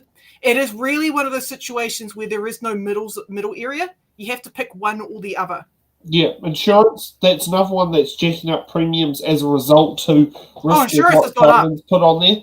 Yeah, insurance has gone up for farmers. And by the way, the sector within the agriculture, the group within the agriculture sector that faces the most debt is dairy farming. 90% of farmers are currently in debt in dairy farming. Yeah. So, and with climate change pressures, right? You need more water. You got to have energy for cooling, right? Cows they overheat, right? You've got to have cool sheds when you milk them. Okay, that jacks up the prices of everything. Jacks up insurance. It jacks up the cost of borrowing. So this is not going to help farmers. Yeah. Okay. Let's get to Cameron Brewer. The question is that the motion be agreed to. Cameron Brewer. Oh, Mr Speaker, it's with great privilege to stand up here on behalf of the National Party and say that we will be supporting this to select committee. And then let's have a look at it at select committee, because it raises that vexed question, and that many of us on FEC and the Primary Production Committee looking at in and around banking practices, is that vexed question as its sponsor, Andy Foster, has already raised. Are the banks making moral decisions, or are they making valid and verifiable commercial decisions? And so that is at the heart of this, and that is what we will be looking at, Mr. Bidwar, and it could arguably be seen as supplementary to an extensive program of work, Ryan Hamilton, the FEC and the government generally continues to do. And so, James Meagher, if you were here last night, I don't know if you were or not, but the Holy Trinity you would have seen of financial services reform. And if you'd read those 3 press releases out of FEC today, you would have seen that those 3 pieces of legislation, one is the second tranche of the triple CFA reform, are now open for public submissions for 5 weeks, and we will be reporting back within 5 months. Which select committee? Says Greg Fleming. Everyone wants a shout out here. Which select committee? Could be the Māori Affairs one, but more likely Finance and Expenditure Committee. And of course, this supplements the banking inquiry, which was launched, Mr. Foster, back in August last year. It is still going, Mr. Meagher, but submissions have closed. Submissions have closed. The departmental report is in, the independent advisors report is in, and we are working collectively, aren't we, Deborah Russell? We are working collectively and across the chamber as best we can to put together some solid recommendations out of that banking inquiry, which focuses on banking competition, particularly pertaining to the rural and commercial sector. And so this is something that has been exercising committee members, past and present, and I want to acknowledge Stuart Smith, is he here, who was on FEC and who led the charge and took it to the banks late last year, and we've had the banks back since, and they have been under the spotlight. The big banks have been under the spotlight. Climate disclosures were raised. The Net Zero Banking Alliance was raised. The whole area around risk profiling and lending to rural and risk and the weighting of that, and the high equity that farmers must have, for example, to get their loans through, and the wider issue of is debanking actual or a perception, actual, real, or not happening, or is it in our imagination? Is it a moral decision that's being made, or is it a commercial decision that's being made? And that is something that we will be looking at. We will be looking at, and looking back at the explanatory note here. This is a colourful explanatory note, Andy Foster. And I actually wish that you had a private member's bill that said something like, "Let's not dig up the Golden Mile Amendment Bill, and let's not ruin Lambton Quay when there's absolutely nothing wrong with it, and not a paving stone is out of place." Private member's bill, but we're not going there. This, as the explanatory note says, this amendment, and I won't give you the full name of it, Mr. Foster's already given that, and isn't he uncanny? He puts it in the tin, he walks out of the library, the bell goes off, there's been a ballot being made, and he turns around, he's halfway down the passage, goes back, and it's drawn. And it's drawn. I don't know what you call that. In some small countries, that sounds like it's well organised. I don't know who he knows in that office, but anyway, it got drawn very quickly, and on the 20th of February this year. And so his bill aims to prevent debanking, driven by, as is known, political views for environmental, social governance, ESG. ESG is what we're looking at here. And the explanatory note, I have to say, Andy, almost reads like a press release, really. But it says, this includes the withdrawal or refusal to provide banking facilities and services from businesses on murky, I don't know, is that a legal term? I haven't seen that in the explanatory note before, but murky environmental, social or governance moralising. And it goes on to say, to provide teeth, the bill creates an offence that provides for fines of up to $500,000. Now, the lawyer, $500,000, it's small change for someone that lives in Green Lane, $500,000. So, Mr. Speaker, the lawyers and the consultants, of course, have been piling into this, haven't they, Andy? I don't know if you're still on their Christmas, Andy Foster, I don't know if you're still on their Christmas card list, but Russell McVeigh, for example, says, and this is why we walk into this with an open mind as the National Party going into Select Committee, because we need to hear on its workability as well, don't we, Dan Bidwar? Russell McVeigh and Chapman Tripp have raised their concerns, but that's just their views. Well, Russell McVeigh say, in our view, the bill, as currently drafted, is likely to be unworkable in practice, whether viewed from the perspective of financial institutions or their customers. And then there's another article here too, Radio New Zealand, Andy Foster, a defiant Andy Foster in the front, with his arms folded. Lawyers and financial experts say the proposed law would not stop banks considering climate risks, but might raise the cost of borrowing. And so we've got to, again, this is for the Finance and Expenditure Select Committee to open submissions and wade through it. And Mr. Foster has been very open about that. He said, let's open submissions, let's hear what the commentators have got to say, let's hear what the business experts have got to say, and let's hear what the consumers and small business and farmers have got to say for themselves on this specific issue. Lawyers say Radio New Zealand at Russell McVeigh and Chapman Tripp have called it likely unworkable in its current form because climate change does pose commercial risks. And again, that is at the crux of this whole debate: is, are they legitimate commercial decisions, verifiable, valid commercial decisions, or is it as this private member's bill's explanatory note suggested, or is it a lot murkier than that? And are banks moralising and making decisions that they can't justify? And so this is something that we will pull apart. This is something, Madam Speaker now, that we will look at. We will invite all to submit. We will all to submit. We will also be looking at all those submissions, of course, Mr Foster, and we invite you too to pore over what's been submitted both from the banking sector and the consumer, rural and commercial lending sector as to what they've already said on the public record, Mr Foster, in the banking inquiry. And I think from MP to MP, MPs to you, Mr Foster, we want to give you every support we can, and we know that our officials at Treasury and RBNZ and others have done a lot of summary and analysis of submissions, and we would be very happy for you to have a look at that work to help strengthen up your case if indeed you feel that it's worthy, and the House feels and the Select Committee feels that it's worthy to proceed beyond submissions. And so the Reserve Bank, as Steve Abel well knows, is already going under a number of reviews at the moment. It's opened that big capital review. It's looking at Māori lending, as you know, David McLeod. And so the Reserve Bank is very much looking in the mirror, looking behind it, looking in front of it, and reviewing its practices, looking at its prudential policy, looking at its monetary policy, and looking at whether these issues are real or perceived. That is the challenge of the Select Committee. The National Party is pleased to support it to Select Committee. I commend the first reading. Well, I will say this on there. No, Simon, it's not a sequel speak, because that's literally up, I commend this bill to the House, and down. No, that was definitely not a seat warmer speech. In fact, that's probably the most fun speech I've listened to so far, because there's a little bit of infighting going on between National and New Zealand First. Now, did you guys hear all the jabs that was thrown at Andy? Yes. Yeah. Yep. It's like, I heard the other guy, it was Dan Bidwire, it's like saying, oh, he knows the clerk. Or no, knows the clerk. Like, because they were pointing out, okay, this was put into the biscuit tin and then it was drawn out very quickly. And it's like, oh, okay. All right, okay. And then they brought up the same sources that I was reviewing today, going over criticisms over this bill. They said they found a number of holes. I could go over them if you want, but for example, Chapman Tripp, that they're a lawyer that specialises in banking and stuff. But yes, they stated that this bill is flawed for a number of reasons, including the potential to create a high degree of uncertainty as courts grapple with when an ESG, so that's environmental, social, or governance matter, is not a valid and verifiable commercial reason. So that's why I brought up in the last speech about could a bank deny service on these bases, because that's not really answered in the bill. Yeah. So it's a fascinating read. You go over what all these lawyers have said on the bill, and then I hear that speech, and he's like, yeah, see these lawyers that I'm citing? They've noted that there are problems with your bill, and we support taking it to Select Committee so you can get roasted a bit more. I thought that was really interesting. Yeah, exactly. Now, here's something worth noting, because he did a bit of a dig on Lambton Key for Cameron Brewer.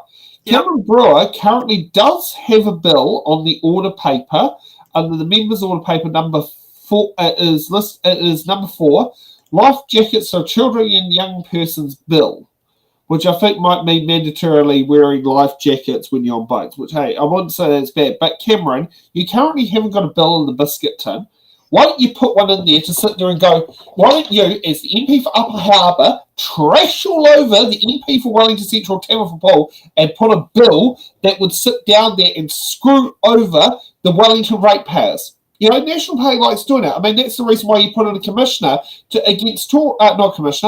Crown Observer. No, you threatened intervention, and then you made a big hoo-ha about it, and then you probably got told the results was the only intervention you could do was a Crown Observer, because anything else would have been challenged in court, and all your advice and information would be on the public record.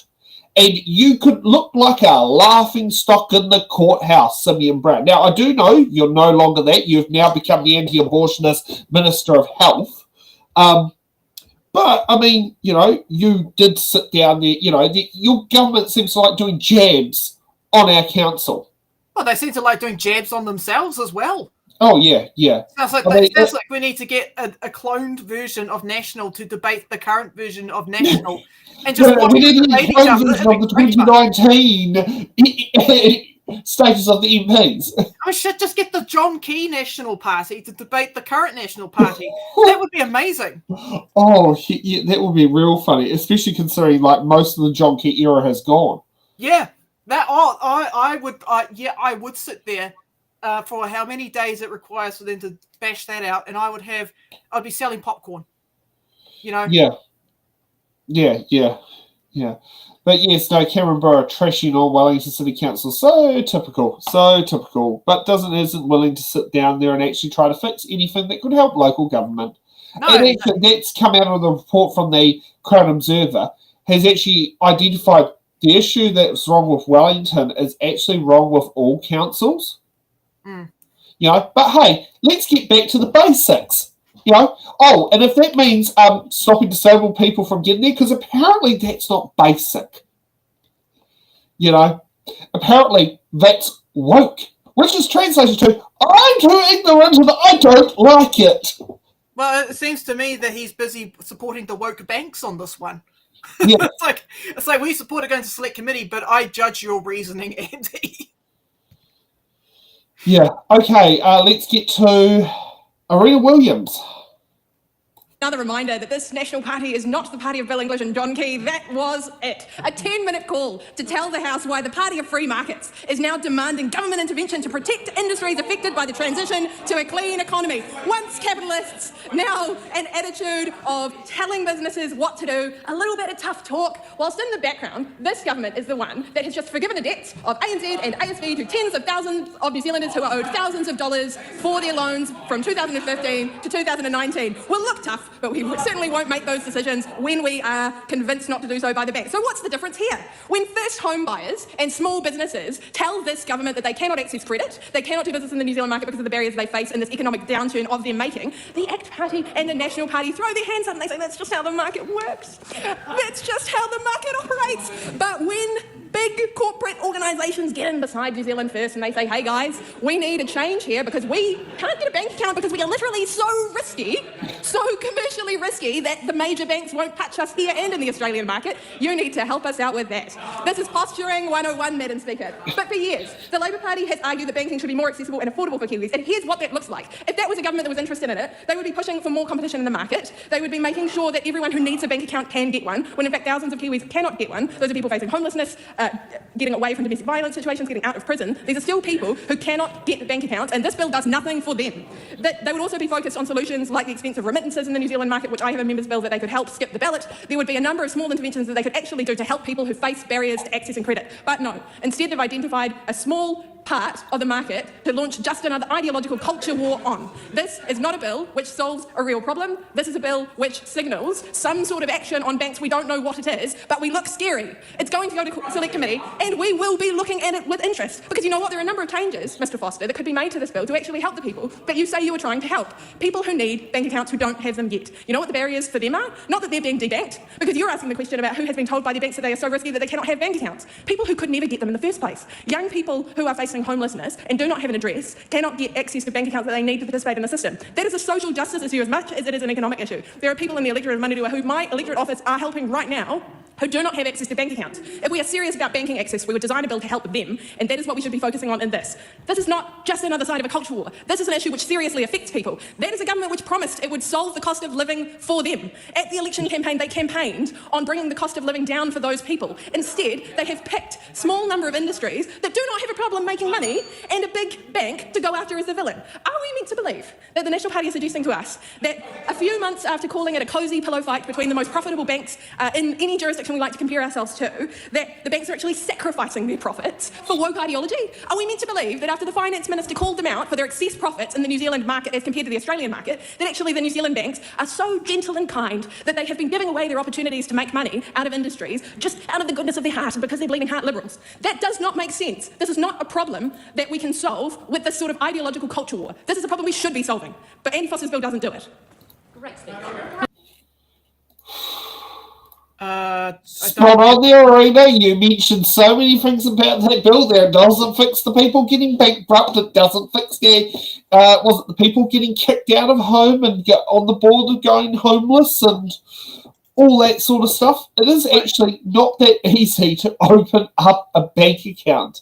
No, and this bill is drafted is not designed to help individuals. It's designed to help corporations that want to do fossil fuel extraction and want to do mining here in New Zealand. It's pretty clear in that. You know, I mean, I could look over the commentary that Russell McVeigh put out. Again, another award-winning law firm that was quoted by National. So I'm going to quote what they said. The bill, as currently drafted, is likely to be unworkable in practice, whether viewed from the perspective of financial institutions or their customers. While the bill provides that a financial institution must not treat any consumer less favorably in the provision of financial services based on factors such as ESG considerations, it leaves open the ability for financial institutions to withdraw or refuse to provide services for a valid, verifiable commercial reason, or as required or permitted by any other enactment. So again, there is room there for a bank to say, no, we're not going to give loans to you. We're not going to open up an account for you, because potentially doing that could impact our future business. Yeah. Okay, let's get to Ricardo Mendes-March. Ricardo Menendez-March. Really bad for the member, Andy Foster, because no matter how reasonable he tried to make this bill sound in his first reading speech, he kept being undermined by his own colleagues as interjections. It reminded me of even the Deputy Prime Minister's own commentary on this bill that completely derails it from what I think was an attempt at making a cogent contribution on this nonsense of a bill, because we've got the Deputy Prime Minister not obviously reading from the same song sheet as Andy Foster, talking about the globalist agenda that he's going to be ending with this bill, which obviously wasn't reflected in the discourse by the member. So either they're not talking to one another, or this bill will be helping Winston Peters' Twitter engagement far more than everyday consumers. And this is clear when we realise that just yesterday, the government was actually supporting a piece of legislation that would have undermined countless of consumers who had a class action taken against Australian banks, state and ASB, who they themselves admitted with the Commerce Commission that they had failed to take the necessary care of a responsible lender. And it's so clear to me that this is a government that cares far more about virtue signalling than actually addressing the needs of consumers and everyday people. It's so obvious, and it should be so obvious for the members that, you know, under the free market capitalist society that we live on, that banks are probably not stupid, and I'll be the last one to be defending big banks, but I think people running big banks are not stupid, and they are taking measures to stop investing on things that drive climate change, on industries that are not for the future, like fossil fuels. And now we've got a really heavy-handed intervention here, supported by the National Party, to actually force the banks to take fiscally nonsensical decisions. And this is made even worse by the fact that this is driven by climate denialist rhetoric and a complete disregard to the evidence that climate change does not just risk banks' profits, but our livelihoods in the communities that we're supposed to represent. And I think those members should be taking this issue with the severity that it deserves, rather than pretending that the mining industry represents a big sector of our economy when it actually doesn't compare to other industries, no matter what they try to say. And even with their interventions that they're making, the mining industry is unlikely to become as major players of other parts of our economy. So this is just fiscally illiterate rhetoric from the government members. This bill is obviously not supported by us, because at the core, these banks are making calls right now on what is and it's not a safe investment for them in the context of our changing climate and economy. And banks and other actors are slowly waking up to the huge climate risk on the balance sheets. And regimes such as the climate-related disclosure framework are assisting in making these risks more visible to businesses and investors. I just think that at the end of the day, the government members, including those at the backbenches, who could either A, be far more effective campaigners and lobbyists to convince their members in the executive to take action to actually support consumers, or A, bring members' bills that address real issues by people. I acknowledge that where there are good ideas from members of the government when it comes to members' bills, we'll be supporting them to either get the scrutiny that they deserve at the select committee stage, or all the way, as they have done for some of our bills when they have thought that the bills have merit. This should be the space that we work on, but we can't be supporting a piece of legislation that goes against base available science and evidence, that undermines progress on one of the most existential issues that we face, and that I think just wraps up the government members in a bunch of contradictions over their belief on the free market. And so, yeah, this bill just makes absolutely no sense. It has no evidential basis behind it. And I think Andy Foster's rhetoric is undermined by the realities that actually this is driven by members of his party that would rather keep yelling coal, coal, coal over and over and over as they drown by rising sea levels. We look forward to changing this government and getting rid of these climate denialist members of parliament and supporting policy that actually helps the cost of living, that drives down inequality, and it creates an economy that works for everyone by taxing the wealthy few, including many members on the other side of the House. Yeah, what he said, we're going to tax you. I love you, Ricardo. Yeah, so it's really obvious what this bill is trying to do. It's trying to make rejecting services to fossil fuel and mining companies, or say military armament companies, an offence because they deem it as moralising. But there are reasons, when you think about it, there are reasons outside of moral moral considerations why they may not want to grant service to such a corporation that engages in that. Because there are real economic impacts to things like climate change and war. Yeah. It costs a lot of money to fix that shit. And if you're a bank that's giving out loans all the time, right? Yeah, you want to that make increases sure that, your risk of going under default if those loans can't be repaid. Yeah. Yeah, I mean, yeah, exactly. It's not woke for a business to go, we need to make a risk assessment here. Is it profitable for us to invest in you, considering all the risks? I mean, what's going to be next? The same equivalent bill to force shareholders to do things that aren't in their best interest? Yeah, I mean, okay, what banks are doing is not woke. It's practical. Yeah, I wish the banks were woke. I wish they were like giga-socialist, worker-owned banks and co-ops and whatnot. Well, there are some. It's called, what's it, First Credit Union's one. Well, I wouldn't call it worker-owned. I'd call it customer-owned. Cooperative bank's another. Yeah. I mean, I know, but I'm talking about like really big banks here. But I know about the co-ops, and they're also going to get caught up in this legislation as well. So imagine being like a fossil fuel company going to a co-op going, we want to do business with you, and the co-op going, no, we don't actually want to do that, and then getting slapped with like a $50,000 fine. Yeah, sorry, we do not have the financial reserves to actually do what you want to do either, because there's also rules around financial reserves, and the co-op banks and all that would not sit and do it, considering Kiwi-Birb doesn't have the financial reserves to do the government's own banking. Yeah, Kiwi-Birb doesn't want to do this shit. Yeah. Reason. They know what excessive borrowing does to their credit rating. You know, they know the risks that are involved here. I mean, I was reading up earlier on the climate scenario narratives for the banking sector, which I just linked earlier in the chat. You guys can check that out. But in that piece of advice to those in the Banking Association, it lays out two scenarios. The first scenario, or two key scenarios that are most likely going to impact us. The first one is too little, too late, or the hothouse scenario. Both of them sound absolutely horrible, but in both scenarios, we would see an increase in volatility in property values, and banks may face challenges in accurately assessing the value and risk of their mortgage portfolios in high-risk areas such as coastal zones and floodplains. Now, guys, if you've looked at a floodplain map recently, you would see places like Wellington, Auckland, Hawke's Bay, hell, even my area, we have floodplains. Palmerston North is literally built on top of a floodplain. Right? What do you think? You think the banking sector is going to go, yeah, let's just keep lending out shit at the same rate, or let's just keep, no, they're not going to do that. They're going to take into account all the risks that are being presented. They keep on top of the climate change statistics. Yeah. Okay, let's get to Andrew Hoggard. I think this might be his first time appearing on our show.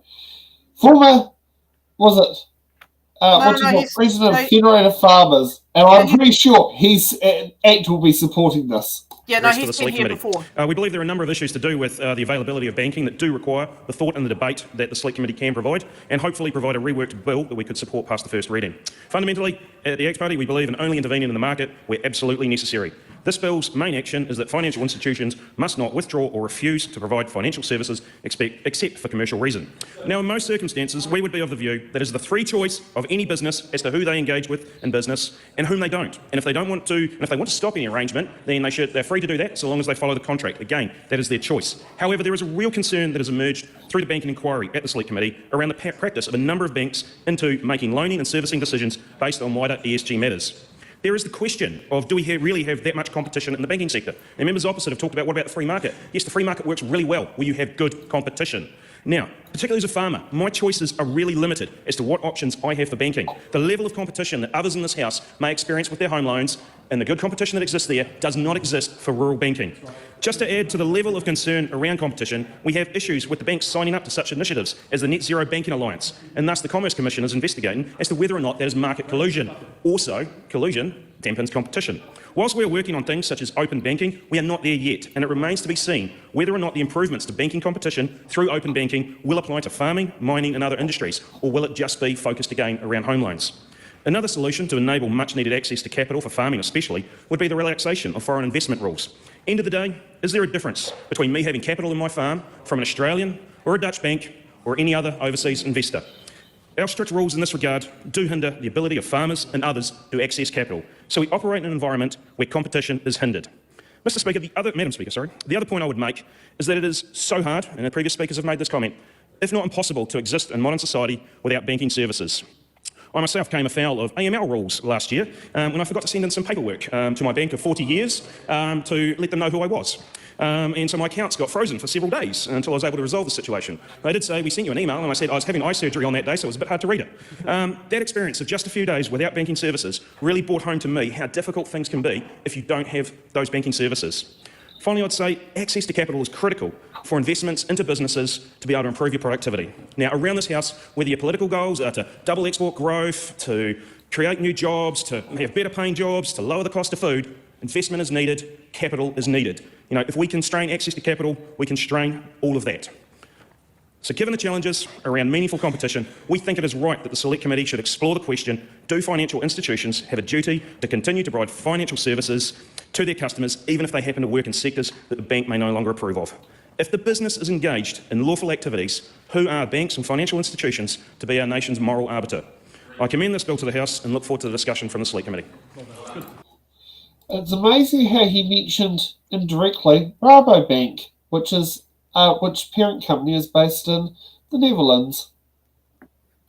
Yeah, so I'm not surprised that the X Party is taking a much more hesitant position on this, like National is, and that's because libertarianism, even with the faux libertarian party that is the X Party, right? The general position is to grant businesses the freedom to refuse business, even based on ideological grounds. So that is a pretty consistent position that they are holding, even within their own party. And you know, the X Party, back when I was a supporter, that was a position that I also held myself, that businesses should be able to refuse business. Now, my position, folks, has changed a bit, because I personally think it's a bad idea to refuse someone from the LGBTQ plus community service. Okay, I think there are absolute limitations to this idea, but at the same time, I think that an economic argument could be made by a bank to refuse business to a fossil fuel company, right? On the basis that it could impact their ability to generate wealth in the future. Yes, there is definitely an argument that a bank could make there that I would be in support of. But again, I'm not too familiar with the concept that he's advocating for open banking. I quickly had a look at it on Investopedia, and I love Investopedia. If anyone here is interested in economics or accounting, look up Investopedia. Fantastic resource. But it goes over there the benefits and the cons of concepts like open banking. And I'll just quote what they said. So open banking is likely to alter the competitive landscape of the financial services industry, which could benefit consumers by increasing competition as described above. So again, you know, freeing up the market, creating more competition, could be a good thing in the short run, but could also have the reverse effect and increase consumer costs if it leads to consolidation in financial services, due to natural economies of scale from big data and network effects. So, yeah, there are absolute risks with open banking, and that is something I'm going to have to dive a lot more into to get a better understanding if that's what the ACT Party is advocating on doing. Because, yes, there appears to be some pretty big risks associated with this method of banking. Yeah. Okay, let's get to Duncan Webb. Freedom and rule of law and sanctity of contract. And here they are voting in favour of a bill that intervenes in contracts. This is not a hypothetical question. So there's a case called the Christian Church Community Trust in the BNZ. And the Christian Church Community Trust was debanked by the BNZ. The BNZ said, we're not going to bank you anymore. We don't want to be your banker. For whatever reason, they gave them an appropriate period of notice and said, we're not interested. Now, the Christian Church Community Trust is better known as Gloriavale. And the reason, pretty clear reason, that the BNZ wasn't particularly interested in banking Gloriavale is because it's a place which basically engages in modern slavery, flouts health and safety laws, and is a centre of abuse. Now, to say that the BNZ should be compelled to bank Gloriavale despite their abhorrence for the activities there, frankly beggars belief. Because that, in Andy Foster's word, would be the bank following some woke ESG goal. Well, for a major financial institution to say we will not be complicit in an organisation which is premised on modern slavery, abuse and victimisation of its workers, frankly, is the kind of society I want to be in. That's not the only case. Targa and Westpac. Targa was a company which had branches in Australia as well, and in Australia it was in breach of Russian sanctions. Now, the New Zealand entity may not have been in breach of Russian sanctions, but in that case, Westpac said, we're not comfortable banking a subsidiary where the parent is supporting a foreign nation aggressor that is invading Ukraine. Now, woke, the ACT Party says. Yeah, well, that's where we've come to. well, the National Party. So there we have it. And there's a third case. E-Trans versus Kiwi-Birb, where the E-Trans were money remitters and no one could tell who the money came from or where it went. And in that case, Kiwi-Birb wasn't happy supporting an entity which couldn't convince it that it wasn't helping money launderers. Now, that's not woke, thank you. That's not some woke goal. That is responsible corporate citizenship. So those are three cases which have got to the courts, and in some cases, the highest courts. And this bill would say, no, you've got to bank these people who are engaging in activities that I think everyone in this House would agree are utterly reprehensible. So now this bill looks like it's going to get to Select Committee, and I hope that you'll look at this bill and take the advice, as one member said, of Russell McVeigh and say it's unworkable, it makes no sense, and that, in fact, it undermines freedom of contract, it's a fundamentally bad idea, and that we won't be seeing much more of it. Ryan Hamilton. Finally, a good argument. It actually mentions a more recent example of Gloria Vale. Yes, that is a very good reason for a bank to refuse business on moral grounds. Yeah. You know, are you going to find them, I don't know, $500,000? Because they refused to do business with an organisation that violated human rights? Yeah. I mean, did Andy consider that when he was writing this bill? Like, what would be the moral grounds for a reason that a bank may decline service? I actually can picture Andy would be going, well, actually, no, if that's not what... I could see Andy actually saying, no, if Gloria Vale can't do the job, can't live up to the law, no, they shouldn't get banking services. So I can actually see Andy happily shafting Gloria Vale. Yeah, if he would side with BNZ. Yeah. And he should. Yeah, on that particular issue, yes. Absolutely. And, you know, that this is like the exception of the rule that you've got to be mindful of when you're making these types of bills. Like, yeah, you're going to get a scenario like that. Yeah. Where, you know, you write a bill where technically a BNZ couldn't refuse service. They would have to grant Gloria Vale service under this bill. Yep. Yeah, yes. Considering one of the industries they operate in is agriculture. Yeah. So, yes, Dr. Duncan Webb, that was a slam dunk from him as always. Great argument. Best of the night that I've heard so far. Thank you, sir. Okay. Shall we get to one more speech? Yep. Okay. Ryan Hamilton from Hamilton East. End with the start now, and I guess to talk to the previous members' comments around the three examples he gave, well, we'd actually agree. Yeah. And there's actually a caveat in this bill that says, and I quote, 2A, for a valid and verifiable commercial reason, or as required or permitted by any other enactment. So in cases like those, they'd be justified in not banking those entities, and so we'd support that.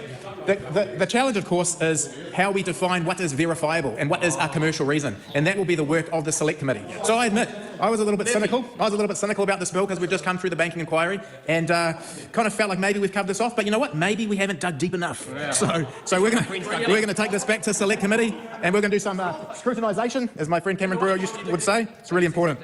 But one of the things about the purpose of this bill, Madam Speaker, is it talks about preventing them from withdrawing or refusing services to customers based on political views or environmental, social and governance factors. Imagine if we couldn't bank someone because of their political views. Imagine if there was a bank for the Labour Party. You can only go to this bank and withdraw money if you're a member of the Labour Party. Or you can only go to this bank if you're a member of New Zealand First. And Shane Jones would be sitting behind the teller there and checking your membership. Or you could have the bank of the Green Party. The only trouble is they wouldn't have any money to lend you. That would be the only issue with there.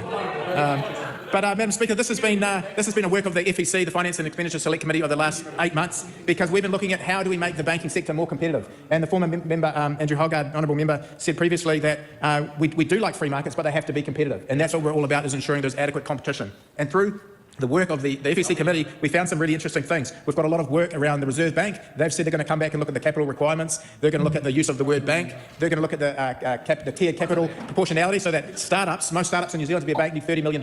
That's quite a high barrier to entry. So they're going to be looking at that. That's really cool. So that will have a flow-on effect in the banking ecosystem.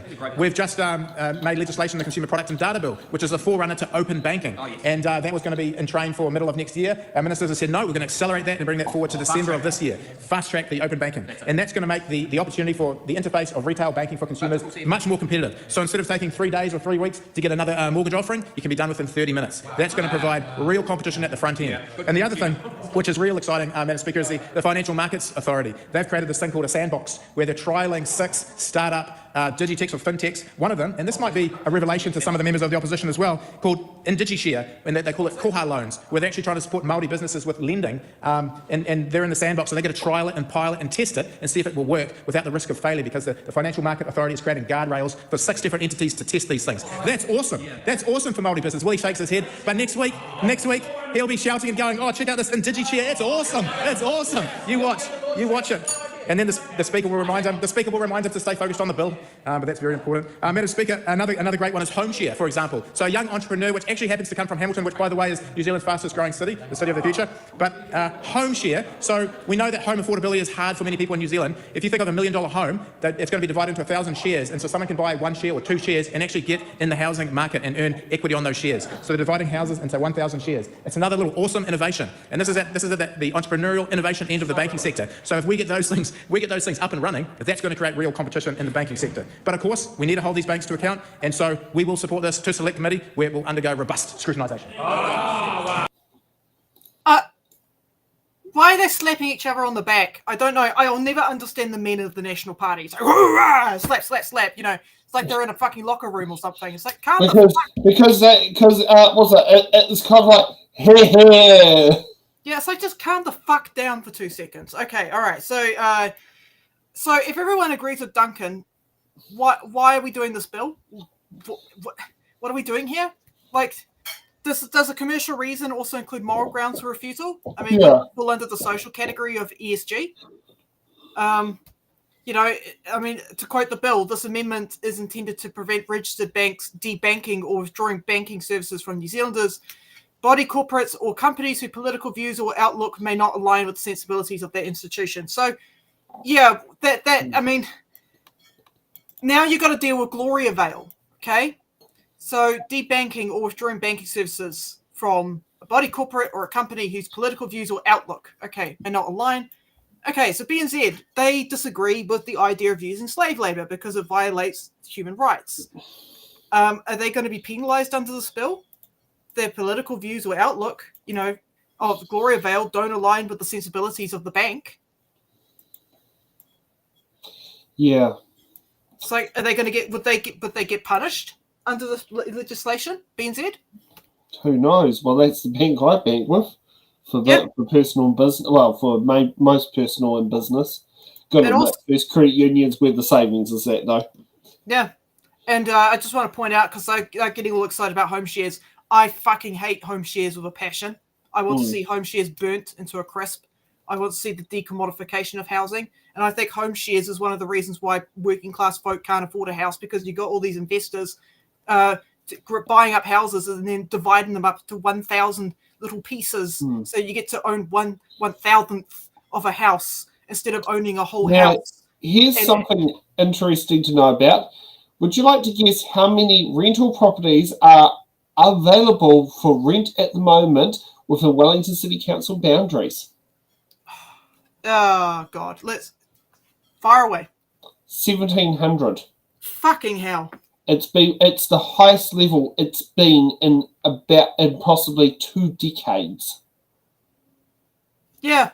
So all these little, techno bros that are running around saying, yeah, we're going to do home shares. I just want to say from the bottom of my heart, go fuck yourself. Because I think what you're doing is really unethical.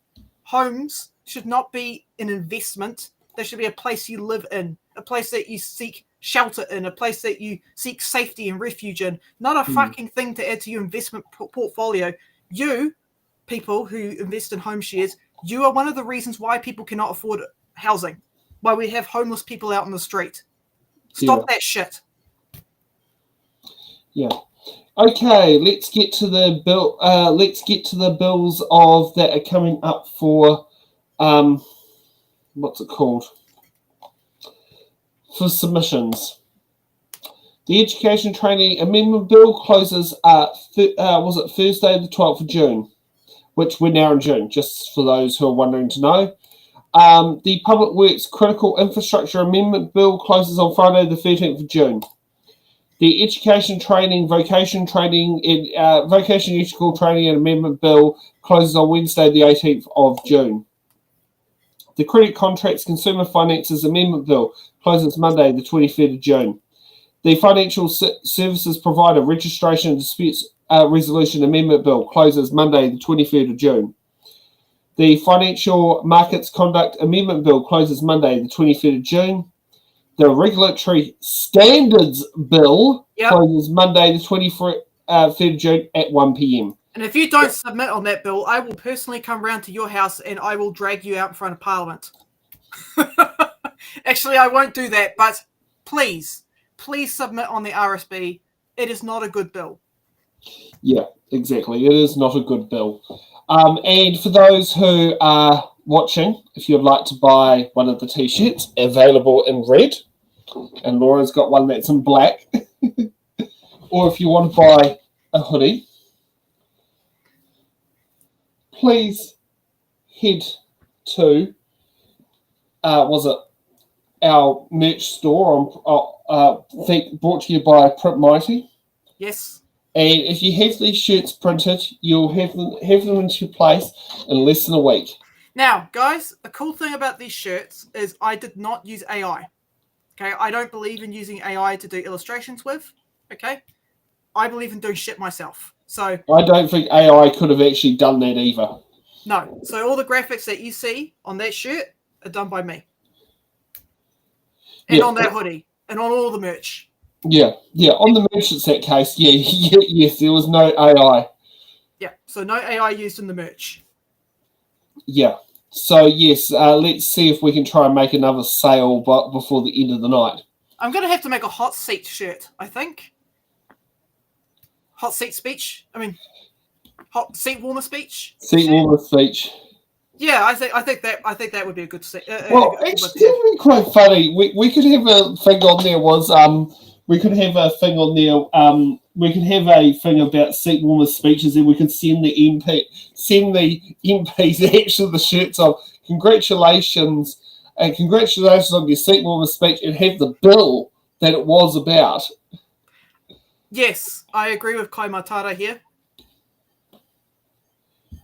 Yeah. You're going to have to listen. I would say not 1,000 times over. You're going to have to listen to that 1,000 hours of your life. Yeah. I'm not letting you live that one down. Yeah. Now, for those who are wondering what's happening tomorrow is a day where you can celebrate a day called King's Birthday. Now, Not just an to let actual you know, birthday. the King's Birthday is in November. Yeah. And the other thing that is happening tomorrow is, now I'll just wait to bring it up on screen. So if you can go in there and select the reminders. You can see me shout at people tomorrow if you want, in person. Please turn up, because I have to drive for 5 hours. 5 hours? It's not that long from Mikitahuna to Wellington. 2 hours and a half to get there, 2 hours and a half to get back. Yeah, that sounds a lot better, yeah. Plus probably about 4 hours farting around in Wellington. I was thinking it was going to be more like 6 to 8. Oh, man, bro, I'm just going to be in and out. I don't want to hang around for too long because I have to borrow my parents' car, and my parents really like their car, and they're like, the longer you hang around, the more we're going to get anxious. So, okay, Well, all right. you can always bring them down. They don't want to come down. What? They've just done a market up in Ohakuni. They're tired. Oh, fair enough. It's no. They don't want to come down because they hate us. No, they don't want to come down because they want to sleep in, and I understand. I get that. Yeah. No, I understand that. Yeah. So we will be tomorrow doing it's in the ballot debates for the local body elections based on a fictional city called Porniculus, and we'll be having a community board show at 3 o'clock. We'll be having at 4 o'clock the council ward pilot show, and at 7 o'clock we'll have the pilot mayoral debate. So which ones do you want me to host? Do you want me to host the... Council Award one is the one you're doing. Nick's doing the community board and I'm doing the mayoral debate. Okay. Sweet. Yeah. So, yes. But, however, one of the things is we don't have question hosts. Yeah. So that's the other thing we haven't got. But we might try and rope people from the audience for that one, as we have done before. Yeah. Make it fun. Yeah. Where have I got? Yeah, you look good. Do you want to be a question host? What? Just open the boxes and read out the question. Okay, sure. Yeah, just open the box and read the question. It's not going to kill you. Yeah, Unless exactly. the question is addressed to you, then it might kill you, depending on how you answer it. But chances of that happening is like 0. Well, the great news is, while your parents are anxious, they can watch you. True. They can watch you. It's like you can watch you in there. Yeah. I might even crash the vehicle into the building. Please don't do that. I do not want to explain to Nikki Reid, the principal of Newtown School, what happened. Who wants to explain to the hospital across the road what happened? Yeah, the hospital's across the road. Yeah. It's yes, that would be quite awkward having to. Hey, and you could get Izzy to come along and say hello. Yeah, fair chance of that happening. Because she lives down the road. I mean, she might be asleep. I don't know. Who knows? Yeah. Okay, so yes, we will get moving, and so we'll see you guys tomorrow. Yes. Please don't hurt yourself, Laura. I will try not to do that. I don't feel like doing that tomorrow. I hope not either. I hope not. Otherwise, it'll be very interesting trying to watch you do it on crutches. The good news is the emergency department's across the road. Yeah, just bring everyone to the emergency department. We'll do the show there. Yeah. Okay, we will see you guys all tomorrow. Have a good evening. All right, see you, everyone. Thank you for watching The Order Paper, your express ticket to the New Zealand House of Representatives. Every episode, we unravel the complex world of legislation, debate, and democracy. From bills to select committees, we've got it all covered. From our team of political commentators who will dissect and explain what's happened so you can remain up to date on what's happened in the Aotearoa, New Zealand Parliament. To support our channel, you can become a Patreon member at patreon.com/It's in the Ballot. The Order Paper podcast is brought to you by It's in the Ballot Productions.